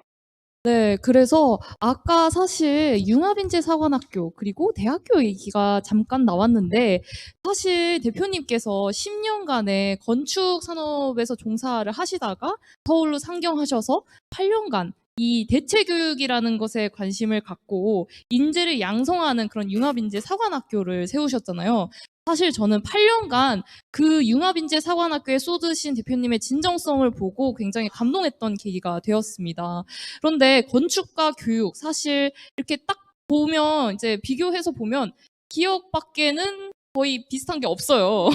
그래서 정말 상반된 이 두 분야에 어떻게 이제 크리에이티브 트랜스포메이션을 하셨는지 그 어떤 비전 네네 건축에서 교육으로 왜 트랜스포메이션을 하게 되셨는지 너무 궁금합니다. 건축가일 때 모전에 제가 사실 그 박정희 대통령 새마을운동 기념관 현상설계 그 대상을 받아서 직접 지어져 있어요.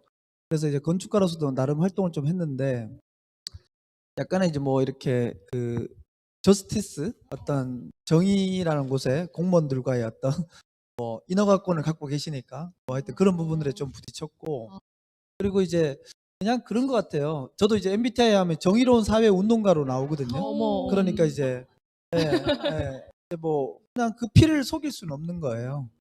세상의 정의에 대해서 고민을 하는 사람이고 그리고 그러니까 또 재단이라는 것도 비영리 단체를 세우는 거고요. 꿈을 향해 나아가는 거고 그 안에 이제 세상을 바꾸는 건 사람이고 사람을 바꾸는 건 그러면 뭐냐? 교육이다. 이렇게 되는 거죠.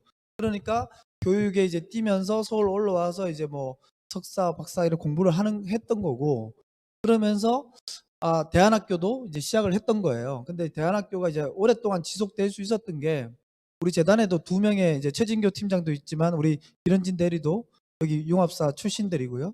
그래서 한 460명 정도가 수료를 했었고 이게 사실 굉장히 말로 설명할 수 없는 파급력을 갖고 왔고 이게 결국 받침이 돼서 지금 저희가 스타트업 대학을 지금 내년이나 내후년에 개교하려고 준비하고 있죠.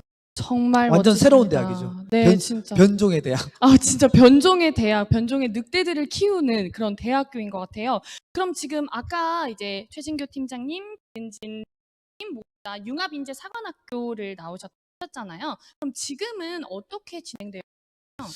이게 이제 8년간 진행됐다가 이제 제가 이제 워낙 또 바빠지고 그리고 이제 대학이라는 걸로 트랜스포메이션 해야 되니까 이제 지금 현재는 넥스트 CEO 스쿨로 지금 약간 컴퍼니 빌더 모델이에요.